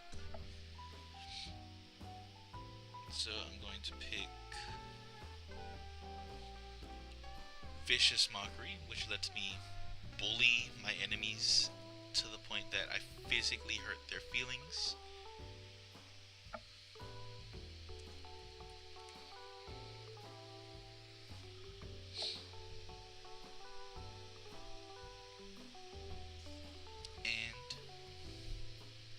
Prestidigitation, and that's a fun one to say. What that one does is lets me either. It's essentially a magical illusion. Um, it lets me create little puffs of wind, uh, little sparkles in the air, uh, light a candle, just random little things. You cannot do damage with it. It's just for gits and shiggles.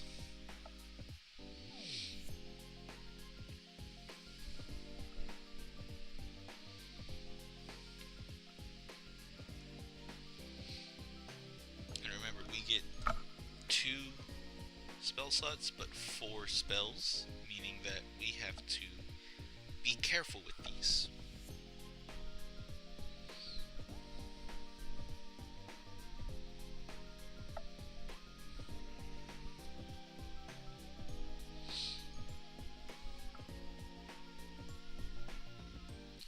So let's look at level 1 spells.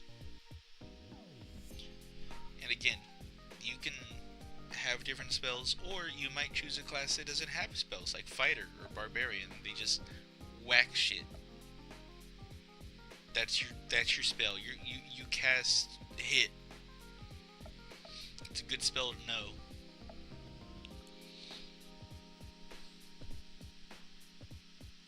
Okay, and because I gave up animal handling, I'm going to take animal friendship, which is like charm person, but for critters. So you make the animal think that it's your friend until the spell ends, which lasts about 24 hours, I think it says.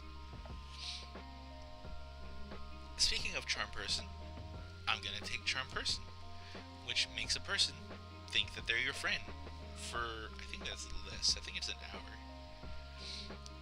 They're more susceptible to persuasion and possibly deception.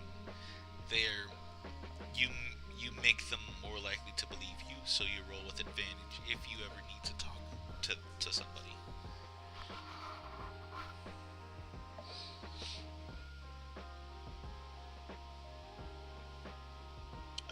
Another good one that I like to use is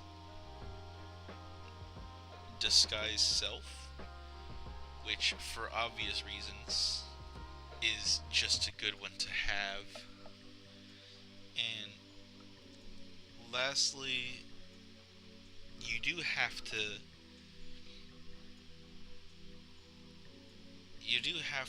help. You are a support class.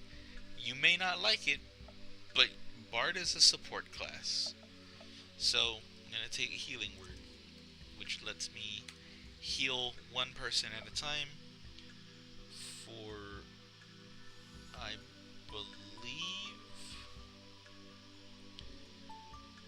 let me just check so I'm not lying to you. Yeah, 1d4. So you roll a d4 to see how much you heal them. Or, if your DM wants, the person you heal rolls a d4 to see how much they get healed.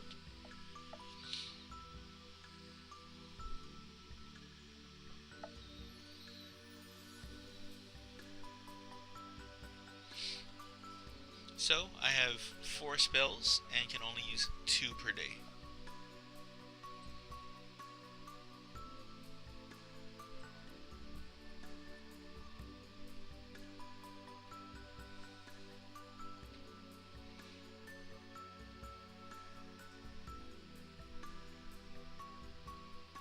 Current HP is going to be 10 since we just started the game, or are about to start the game.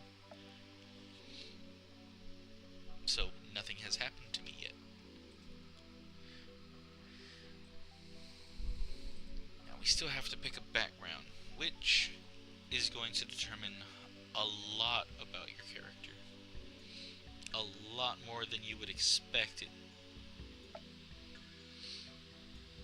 So first, I'm going to pick a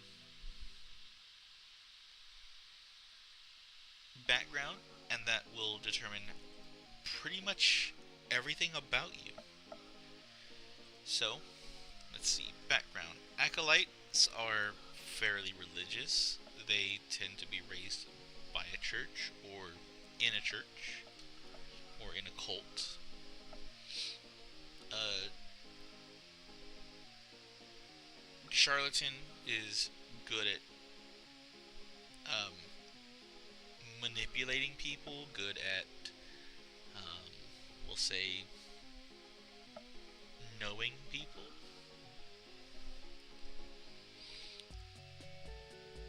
Criminals, obviously, what it says, they're criminals. Um, Entertainers, as a bard, this might be what I choose, but like I said, I have decided that she is homeless, so obviously she doesn't have a job, so she doesn't like work for the circus or anything, so I'm not picking that one. Folk hero, you're a known small town hero, you're essentially your own Robin Hood.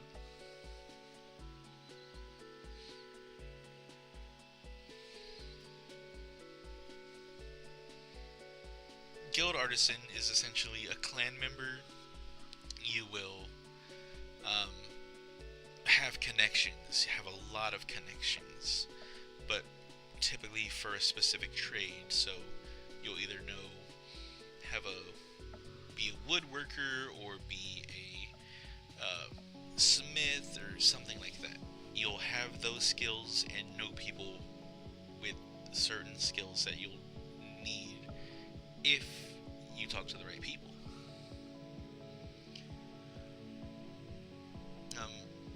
Hermit is what I might be, since, again, homeless. She might have lived in the middle of nowhere.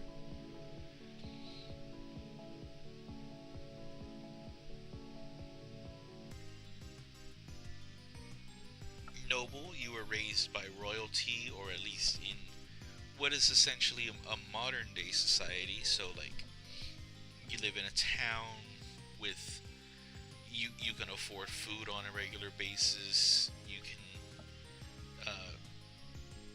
maybe have status in the city.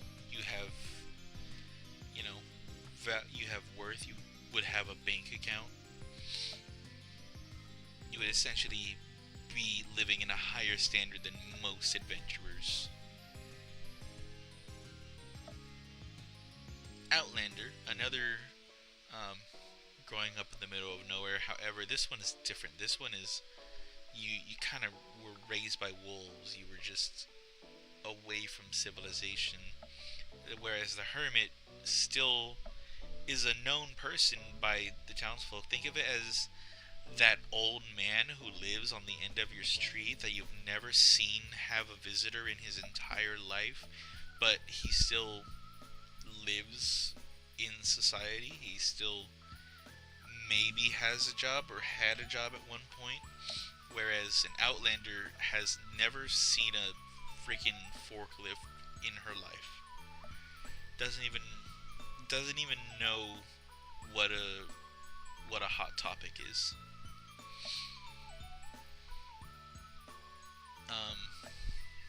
Another thing is Sage. You were either a wizard student or you were studying to become a wizard. Maybe you didn't fully make it, or maybe you were just practicing magic and just kind of getting there.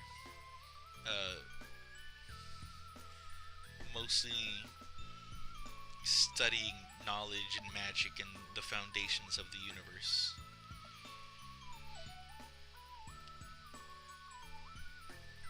Sailor, obviously what it sounds like. You could be a pirate, you could be a fisherman, you could be a whaler. There's a lot of things you can do with sailor. Sailor's a good one. Soldier, exactly what it sounds like. You were either fought in a war or were being prepped for a war or something like that, and then you just couldn't. You saw the enemy and ran away. You at least have some form of training and discipline. Or you could be retired. It doesn't have to be, what I say. You can as long as it fits. Urchin, again, homeless. You grew up on the streets. You kind of fight for food, fight for shelter. You kind of grew up rough. You were a beggar, which I'm gonna say not what I want for my character. I'm just gonna say she was an outlander. She was, or not an outlander, a hermit. That's what I meant. A hermit. She just kind of doesn't live in a specific spot. Like she wouldn't beg. She would like find ways to make money and live. Well, maybe that's not what a hermit is.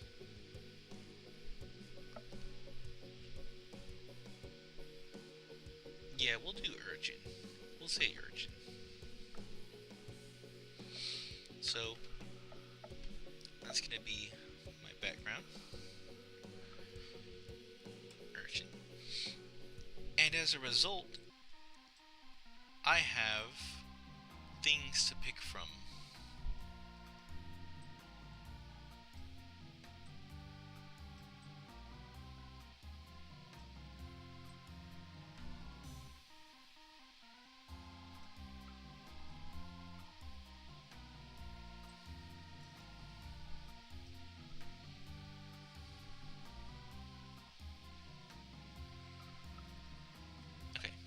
So,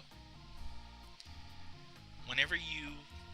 Oh, and by the way, the background selection pages start at page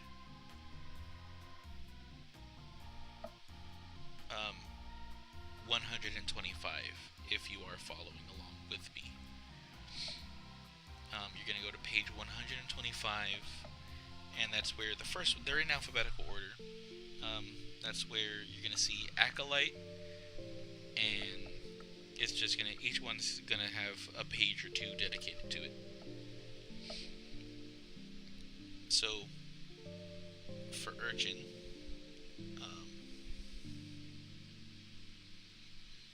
each of these is going to give you a few things. So it's gonna give you a description of what your background is. So for Urchin, it says, you grew up on the streets alone, orphaned and poor. You had no one to watch over you or to provide for you, so you learned to provide for yourself. You fought fiercely over food and kept a constant watch out for other desperate souls who might steal from you. You slept on rooftops and in alleyways, exposed to the elements, and endured sickness without the advantage of medicine or a place to recuperate.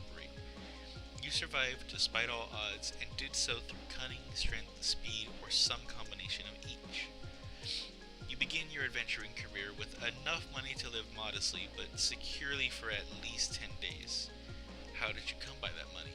What allowed you to break free of your desperate circumstances and embark on a better life? These are questions for you to answer. So it says skill proficiencies. So I picked 3 earlier. So if any of these double up, I'm just gonna pick a different 3. That way I don't double up.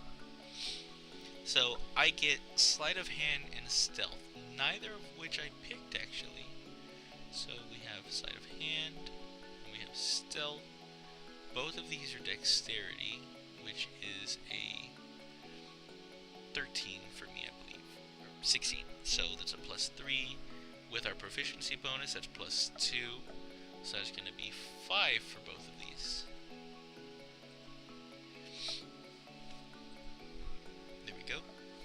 I genuinely, I know for a fact you can't see that. I'm sorry.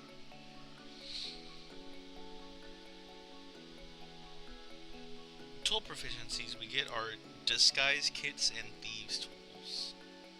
But this doesn't mean we start with them, we just know how to use them.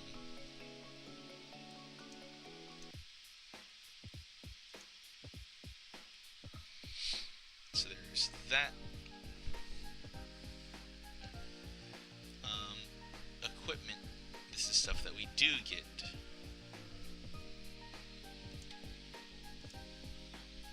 knife.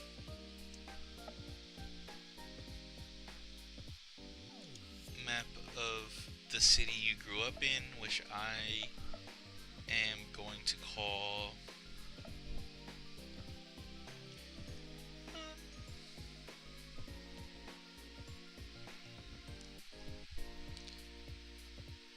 I don't know, we'll call it freaking Owieville. There we go.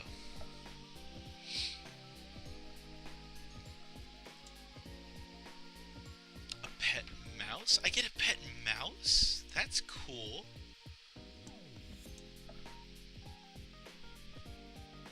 Token to remember your parents by. I'm going to say...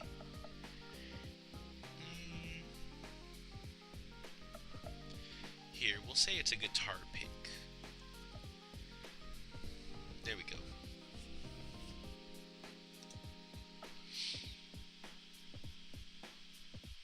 A set of common clothes, which we will be wearing. And a belt pouch containing 10 gold, which is here. So we have 0 copper, 0 silver, 0 electrum. Some people will not use electrum. 10 gold and 0 platinum.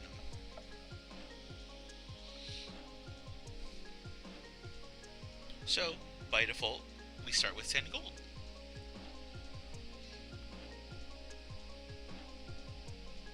Okay, now it says feature city secrets, which we're going to put in features and traits. City secrets. You know the secret patterns and flow to the cities and can find passages through the urban sprawl that others would miss.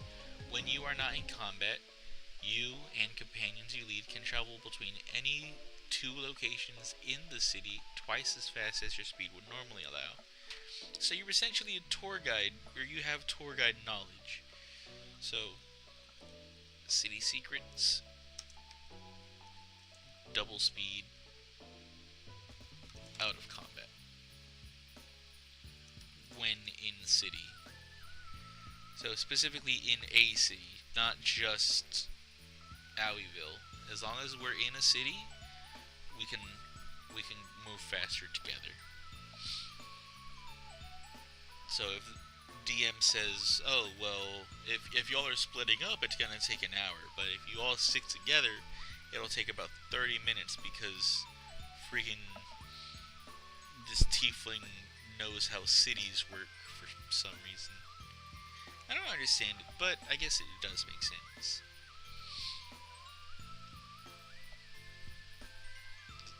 Now, here's the fun part.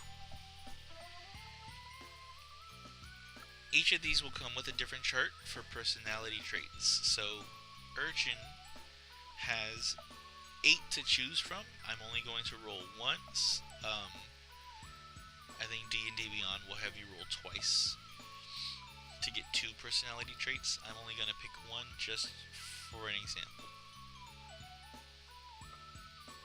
Now, we're going to roll 1d8. So, grab your d8. Roll for it. It's a 6. Number 6 says, I think anyone who's nice to me is hiding evil intent. So you're not trustworthy at all.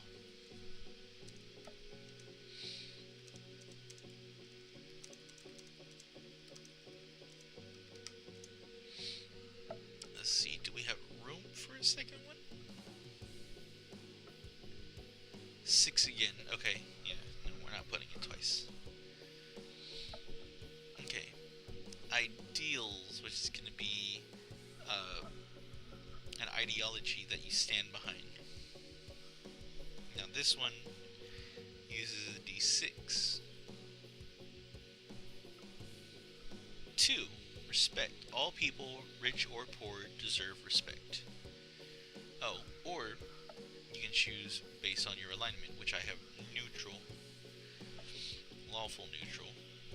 So, lawful says we have to take care of each other because no one else is going to do it. Neutral says, I help the people who help me. That's what keeps us alive. And I'm going to pick that one. But if we were to have rolled for it, number 2... Oh, actually, the first one was number 2. Okay. But I'm going to pick number 5. I help the people who help me. D6, a bond. You can either pick these by going through the list or roll for them. It depends on what you or your DM want. If the DM says, no, we're going to make random characters and you're okay with that, go ahead and roll for everything. Roll for everything that you can. It's so fun. But if that's not what you want to do, let the DM know, hey, I would like to pick and make my character, and if they're not okay with that, play a different game. Find a different table. And DMs, don't force people. My biggest rule is don't force people to do things they don't want to do. If they don't want to make a fully random character, just be like, okay, because it was just a suggestion. You know? It's just a suggestion.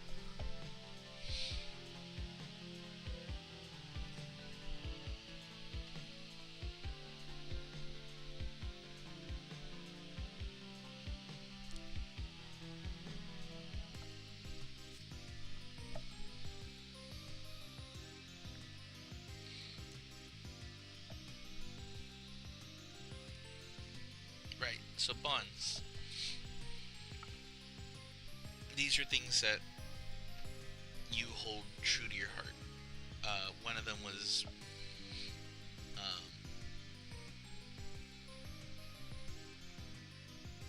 something that's going to help you have a backstory.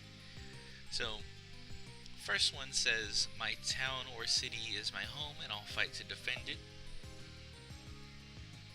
So even though the city treated me harshly, that's still where I grew up, that's still what I know, that's still what I am.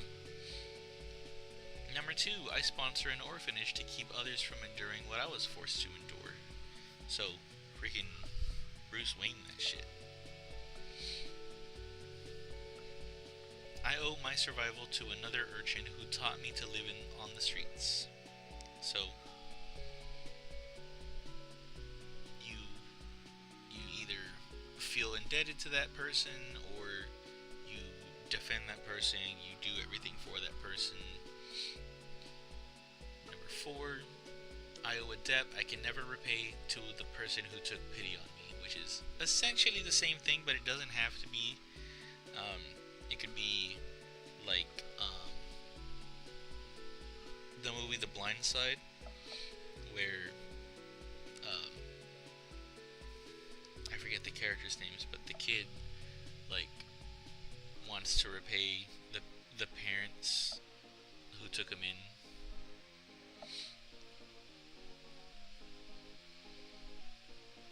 Number 5, I escaped my life of poverty by robbing an important person and I'm wanted for it, meaning this is literally how I got this 10 gold. This is my face is plastered everywhere in that city. I'm not welcome back. And that's why I'm on the run. That's why I'm an adventurer, so that I can not be caught. And number 6, no one else should have to endure the hardships I've been through. So, you are a extremely kind and caring person, and maybe you found a random homeless kid and now you're taking care of them directly instead of owing an old man who took you in when you were an orphan child. So, you can roll for these 6, or pick from these 6, and again, every single background is going to have different options. This is just the urgent options. Number 3, I owe my survival to another urchin who taught me how to live on the street.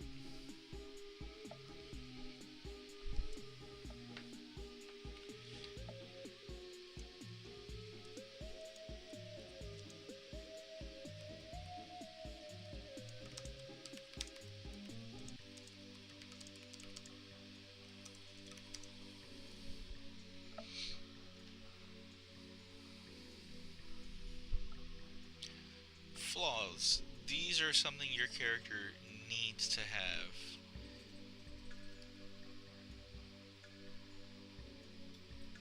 These are these are going to make your character fleshed out. This is going to be something wrong with your character, something that you might not like about your character. Maybe your character is a Karen. Maybe your character is just kind of obsessed with their looks, but actually very ugly. Maybe your character is the opposite. Maybe they think they're hideous, but like it's just a self-image issue.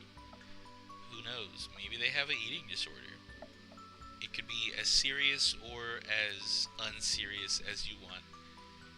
Maybe they secretly are a murderer, or maybe they kind of just are gross. Maybe they're just kind of a nasty, yucky person. Maybe they don't believe in showers. Maybe they eat peanut butter with their bare hands. Maybe they drink mayonnaise. Maybe they commit arson on a regular basis and they're wanted in several countries for burning down important buildings. Who knows?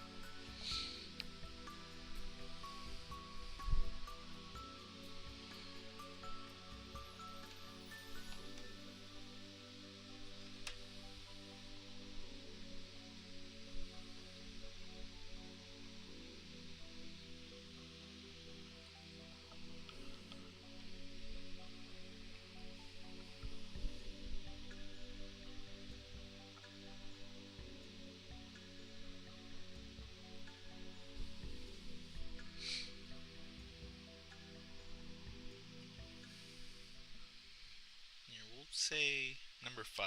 It's not stealing if I need it more.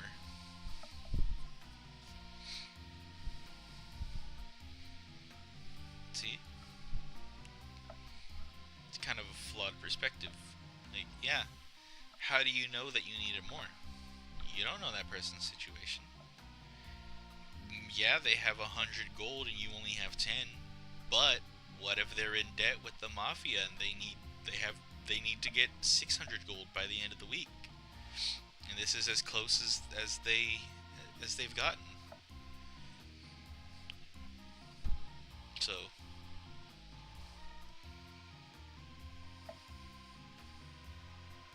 oh, am I quiet? Oh. Uh-oh.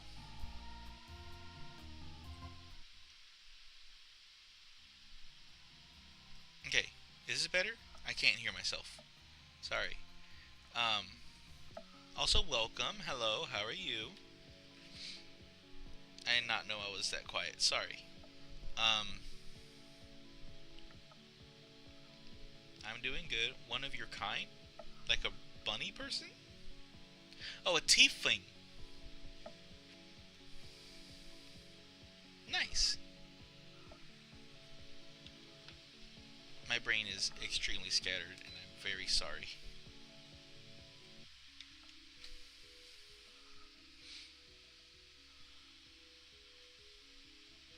I am honestly just vibing, building a character, explaining how it works. If you'd like to catch up, this will also be on YouTube, um, pretty much immediately. Um, but how are you? How are you doing?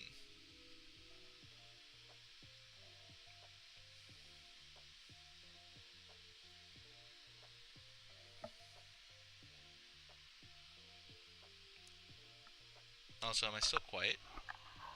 I keep getting told that I'm very quiet, but I genuinely cannot hear myself at all.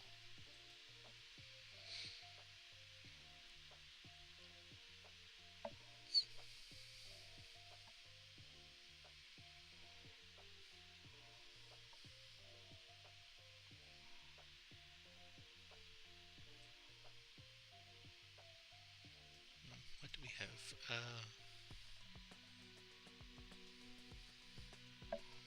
Thank you. I appreciate it. I didn't know I was so quiet this whole time, though. That's unfortunate. I will probably be doing this every week for a while. Um, I currently have a group planning to set up a new game sometime within the next week or two, maybe within the next month. I honestly don't know. It's it's a work in progress, but hopefully we'll be able to stream fairly often. At least I would really hope so. But thank you for the support. I appreciate it. That means a lot to me. Thank you. I appreciate the follow. That means a lot. Thank you.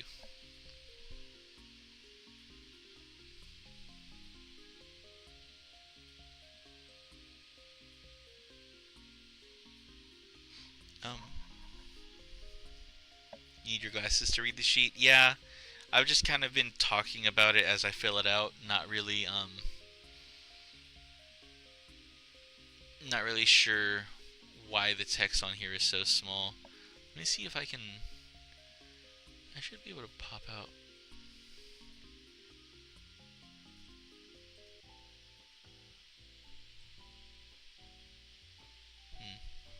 No. Too lazy to get them. I would be too.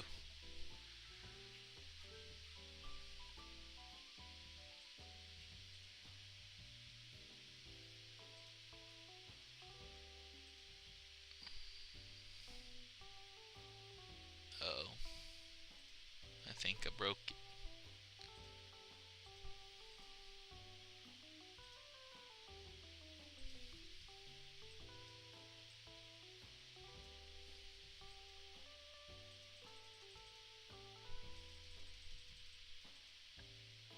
Where did...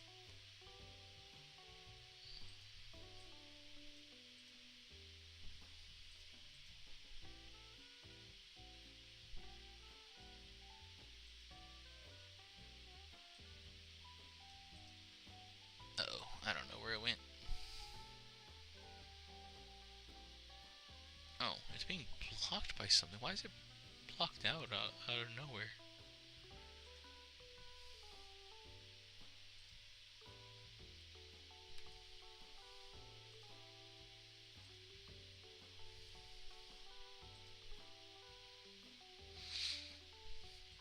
Okay, I don't know why it broke.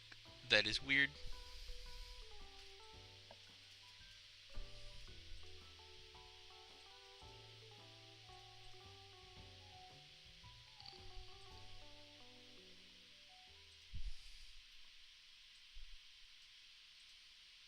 I don't know what happened. I'm sorry. Using reality for my rig? No, not anymore. I was. I'm using Live 2D. I have it up right now, actually. Let me see.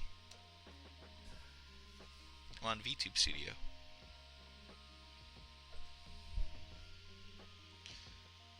Here, let me...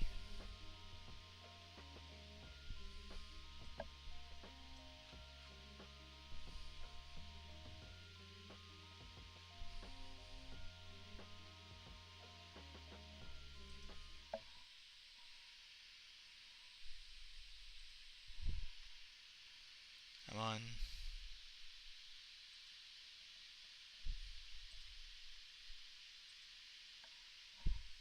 Ta-da! I'm just here. I did use reality for a bit. Let me see if I can find that model. That's gonna be fun to look for.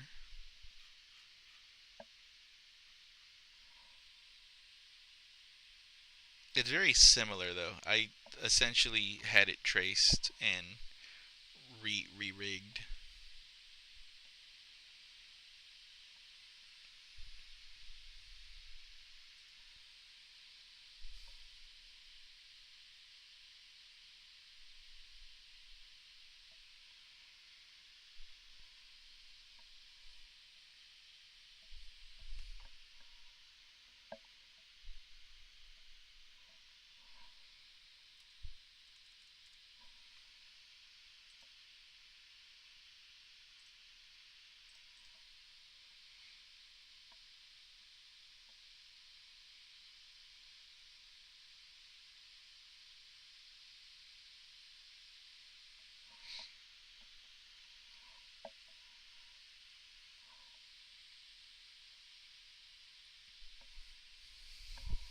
Are you that familiar with reality?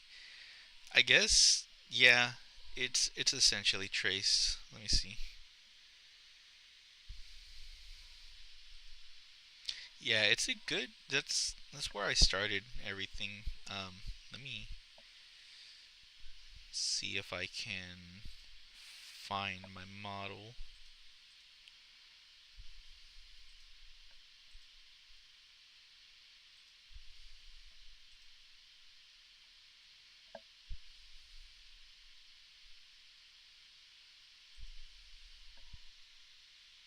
Yeah, here it is. Here's the one it's based on.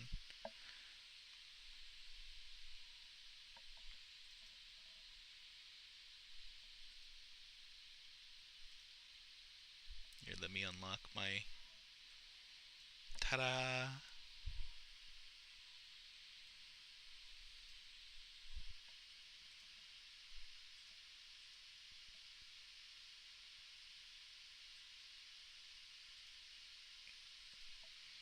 It's a lot more obvious when I have them right next to each other.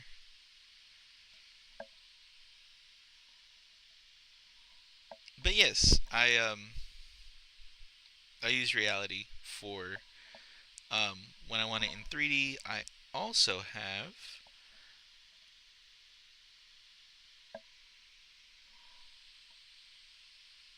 Has it been?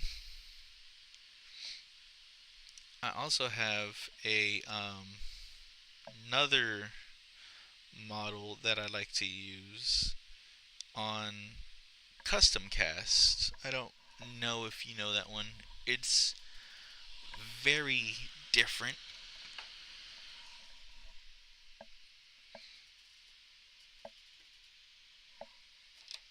but I use.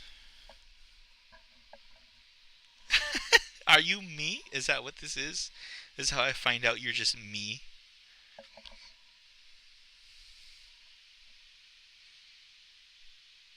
No? Okay, let me find it.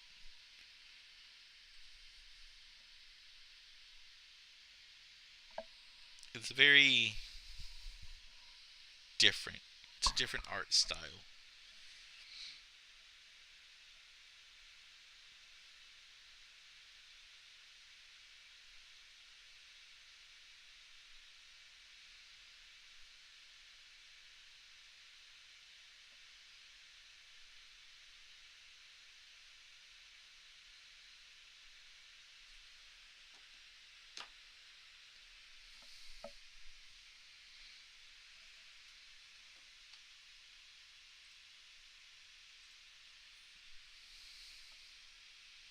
Ta-da! Um, I typically use this one for things like I want to say when I'm playing like racing games, speed games. It's kind of a very very different outfit entirely. I prefer this model, but I can't run it straight on my PC just yet.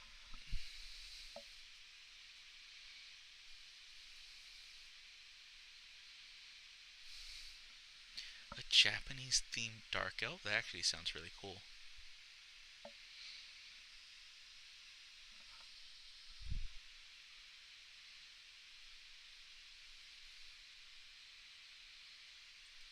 Like, super cool actually. But yes, Aoi was originally modeled in reality until I got custom cast, and then I was finally able to afford a 2D render with a custom shirt, which I really like. Little crossbones, little cross carrots, carrot bones, something.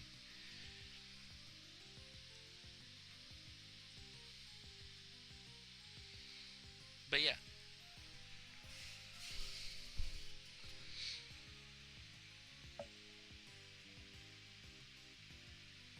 Oh, yeah, I understand that.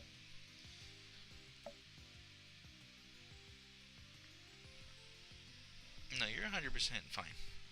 I'm just going through character creation, which apparently all the progress has been lost, but I'm recording right now, so I'll be able to post it to YouTube and refill my sheet as I go. I think I had just finished up everything. Let me see, I had personality traits, ideals, bonds, flaws, hit die. The only thing I didn't really do was my equipment, current equipment. But I had spell slots done, I had money figured out, so everything should be good for when I decide to uh, edit the recording. I'm actually about to swap games, actually. Let me see.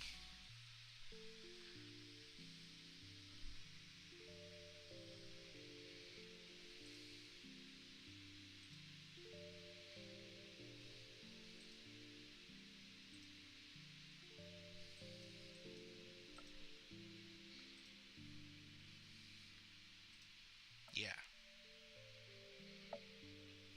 Let me... Oh, that's not supposed to be open.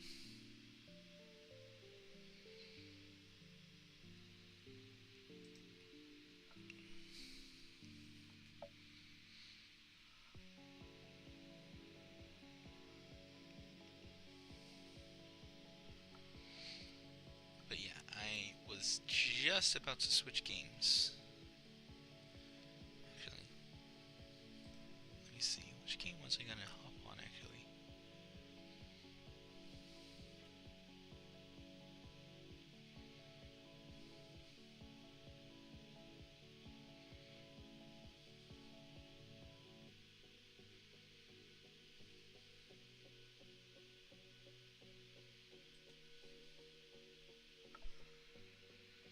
What mic am I using? I am using my uh, PDP headset. It just comes with the headphones. That's probably why the quality is so bad. Everyone always tells me that it's very quiet. Let me try something.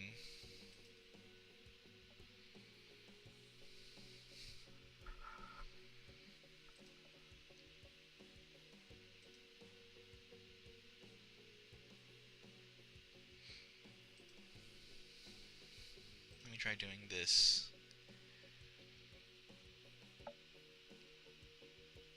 It should be better. I hope, at least, anyway. I'm hoping it fixes it. Maybe. Maybe not.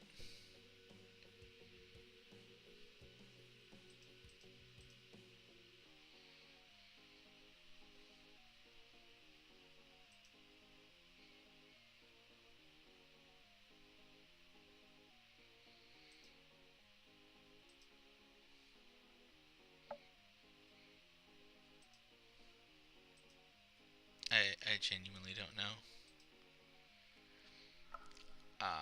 Oh well.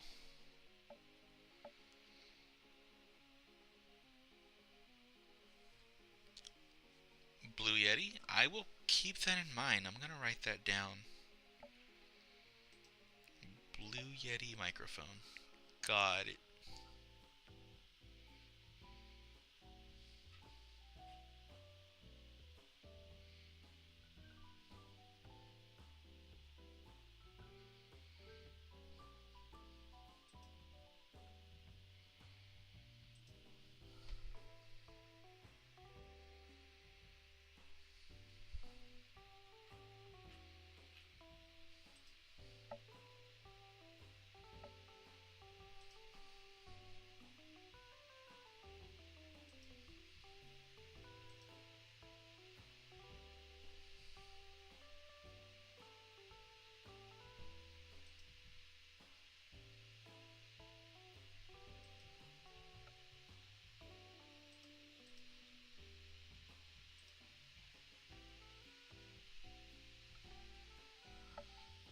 I think I'm gonna swap over to this.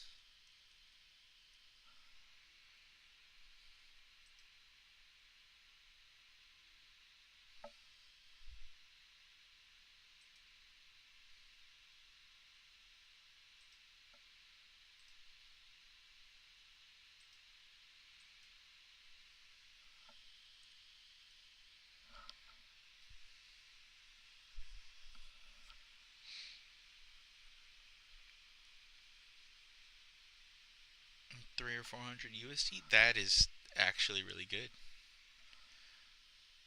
Why my game crash?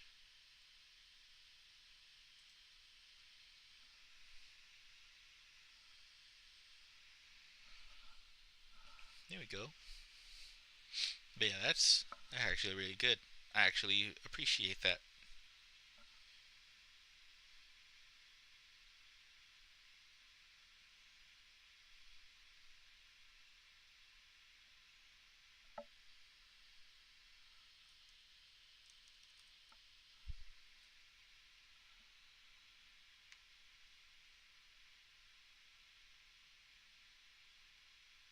Well, why is it not starting?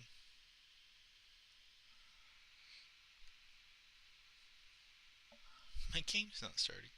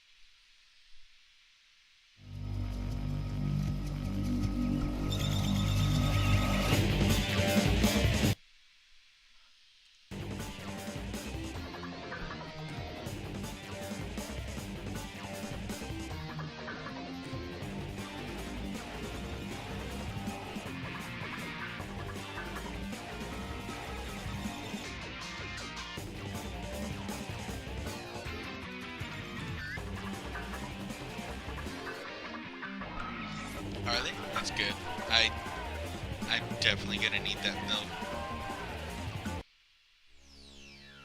Right, I have no clue how to do that. Let me.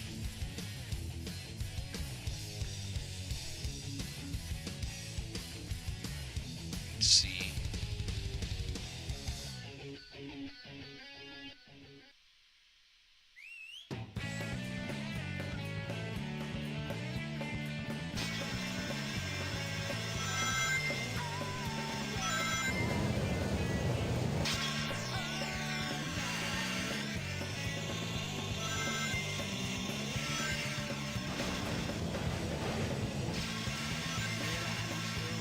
Okay, I think that did it. Pretty sure that did it.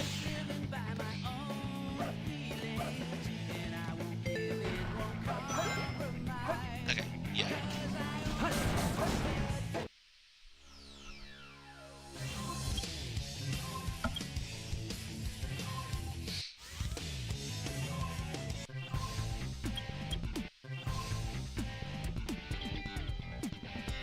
Yeah, that's what I ended up having to do.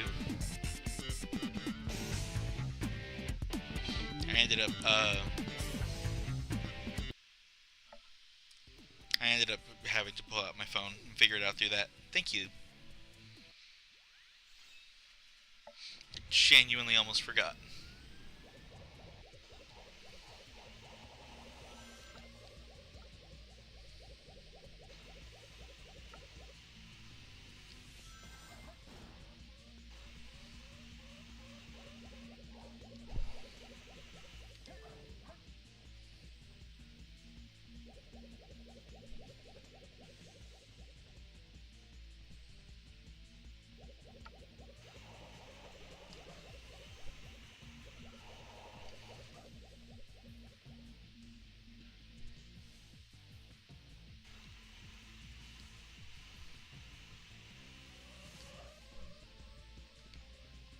Free!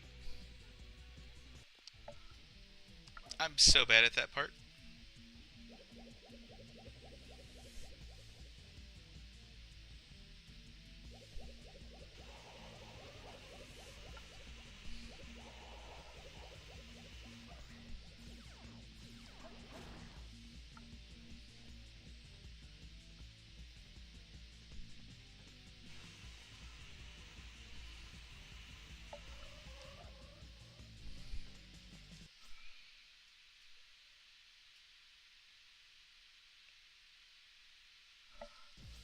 That's good. I'm glad it's something that we can do. Why? At least I hit a checkpoint. No, I didn't. What? I thought I did.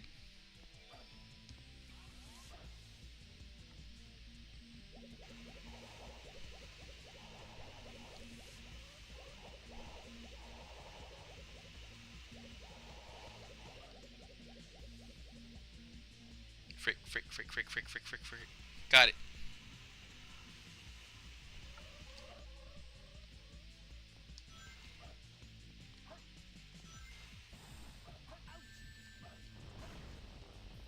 Dang it. I'm so bad at this game. Like, genuinely bad.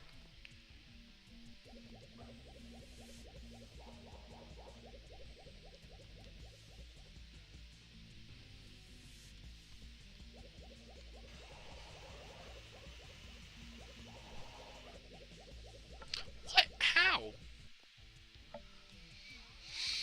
You know, you'd think that someone who based their entire childhood off of Sonic the Hedgehog, I'd be better at Sonic the Hedgehog games. Alrighty, have a good night. You're good sleep. I don't know what time it is for you.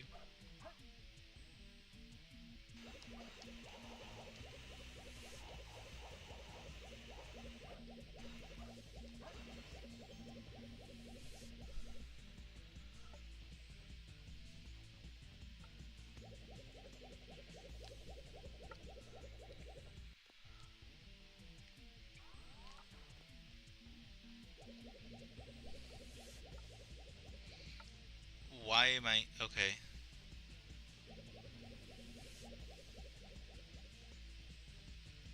Oh, okay. Oh, okay. It all got worse. I'm so confused right now.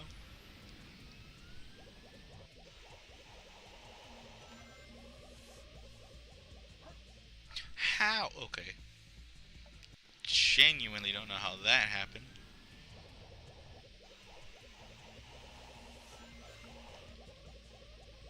Why? What is happening to me?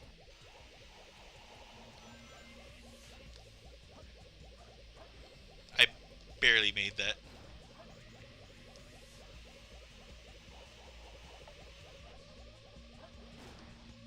Why didn't I bounce off of the bubble?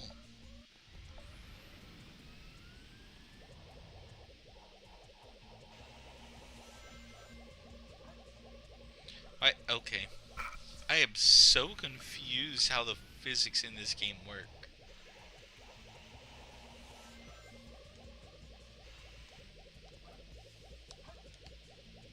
Bruh. Dude.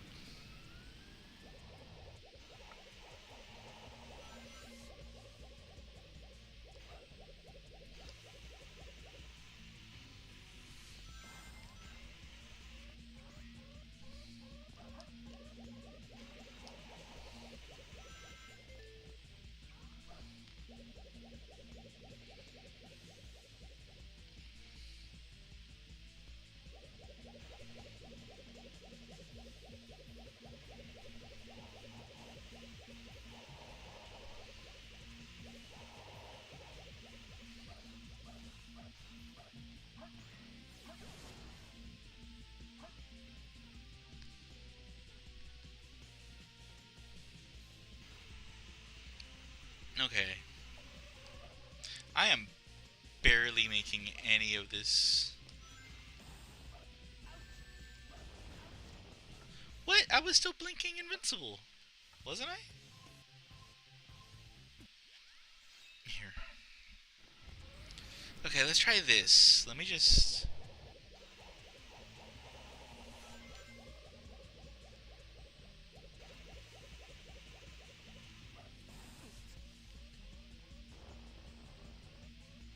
Hmm.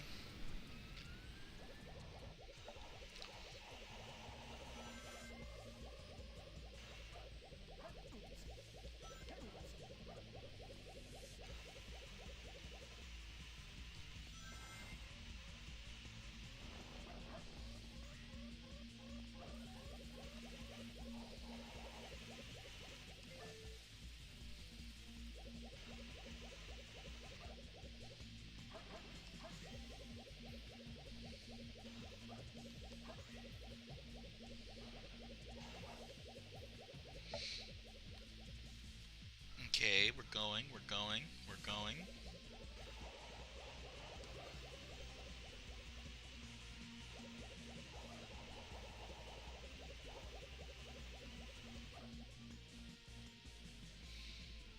Oh, come on. Why? Why was I falling sideways?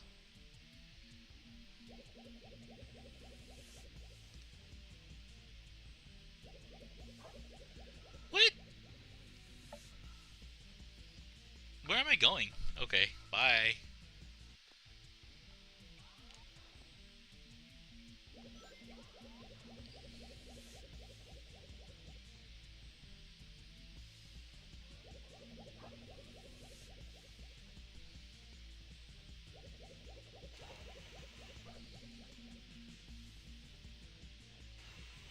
There we go. Please let me find a checkpoint soon. No! I finally made it past that robot.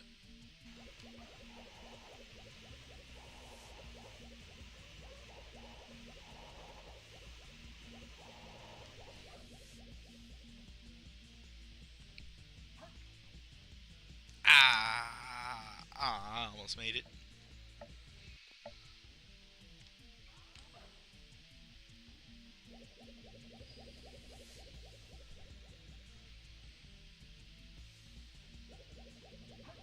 I don't know what's happening.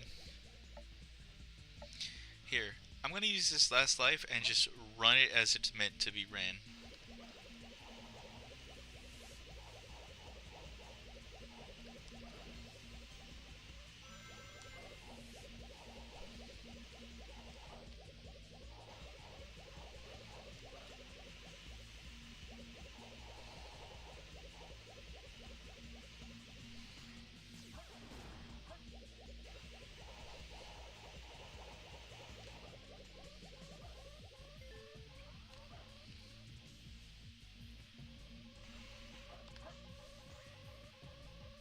That was almost a final life.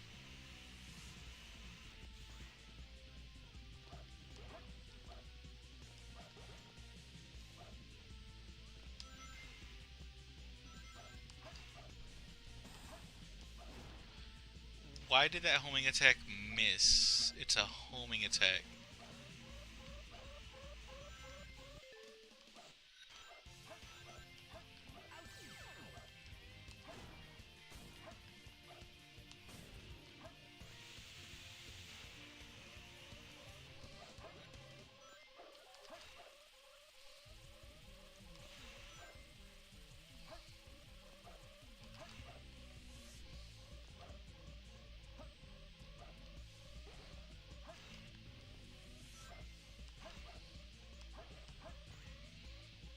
Okay.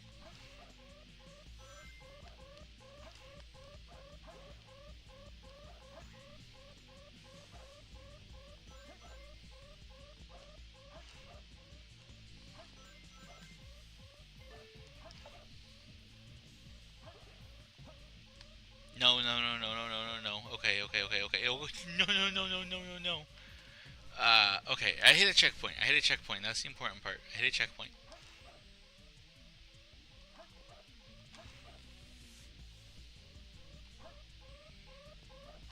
There was bubbles up there.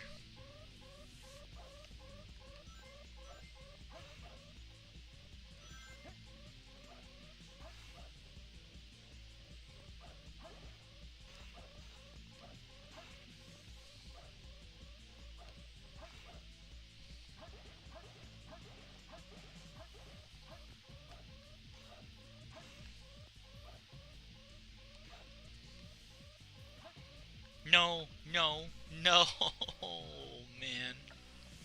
Okay. I can get further than before. That's important. That's the important part. The important part is I can get further than I had been.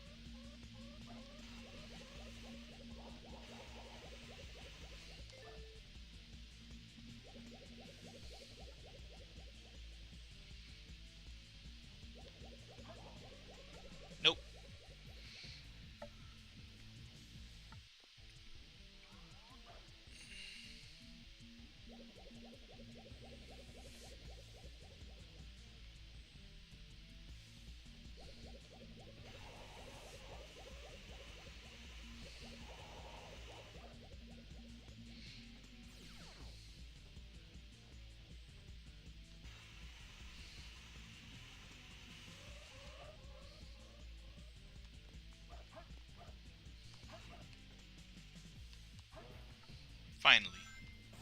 Frick.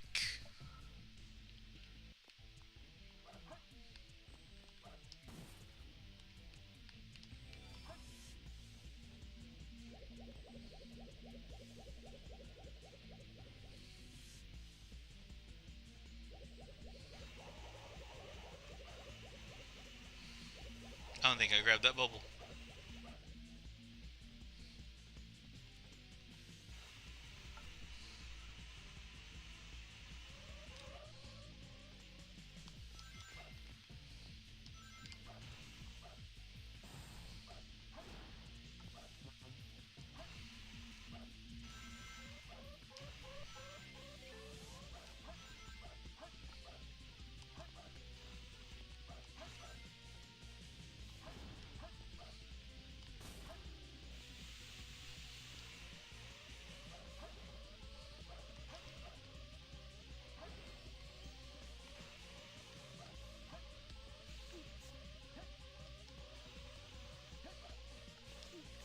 Bruh, how am I supposed to... Okay.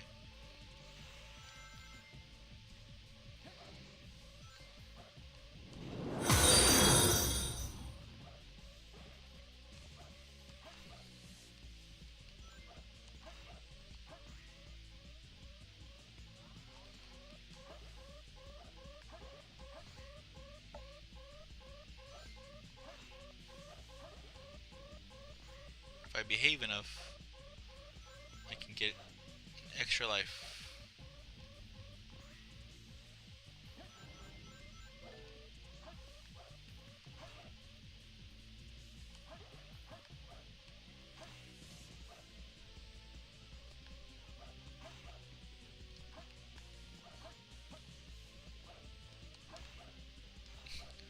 I do not learn lessons easily, I'm sorry.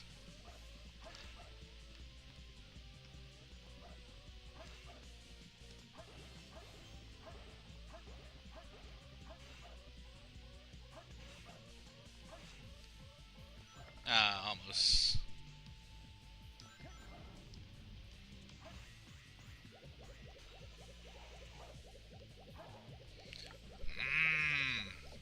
I should have just stayed grinding backwards.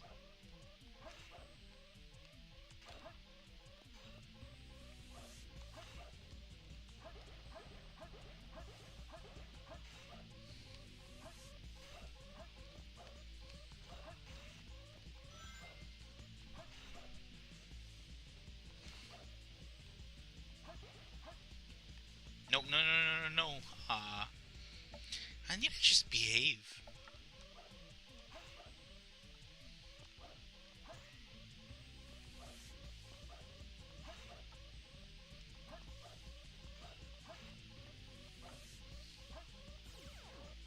Really? Is that not where I was supposed to go from there?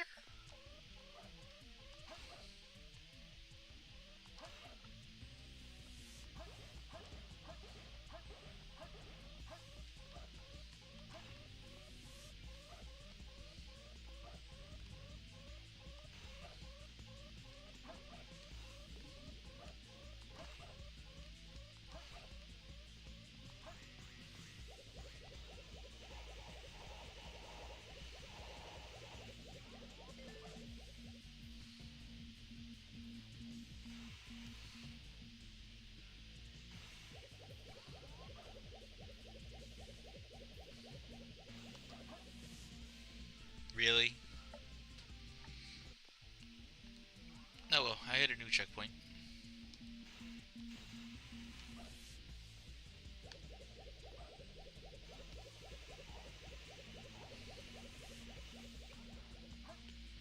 And that's where I die. I don't think I'm awake enough for this, honestly. I think we're gonna...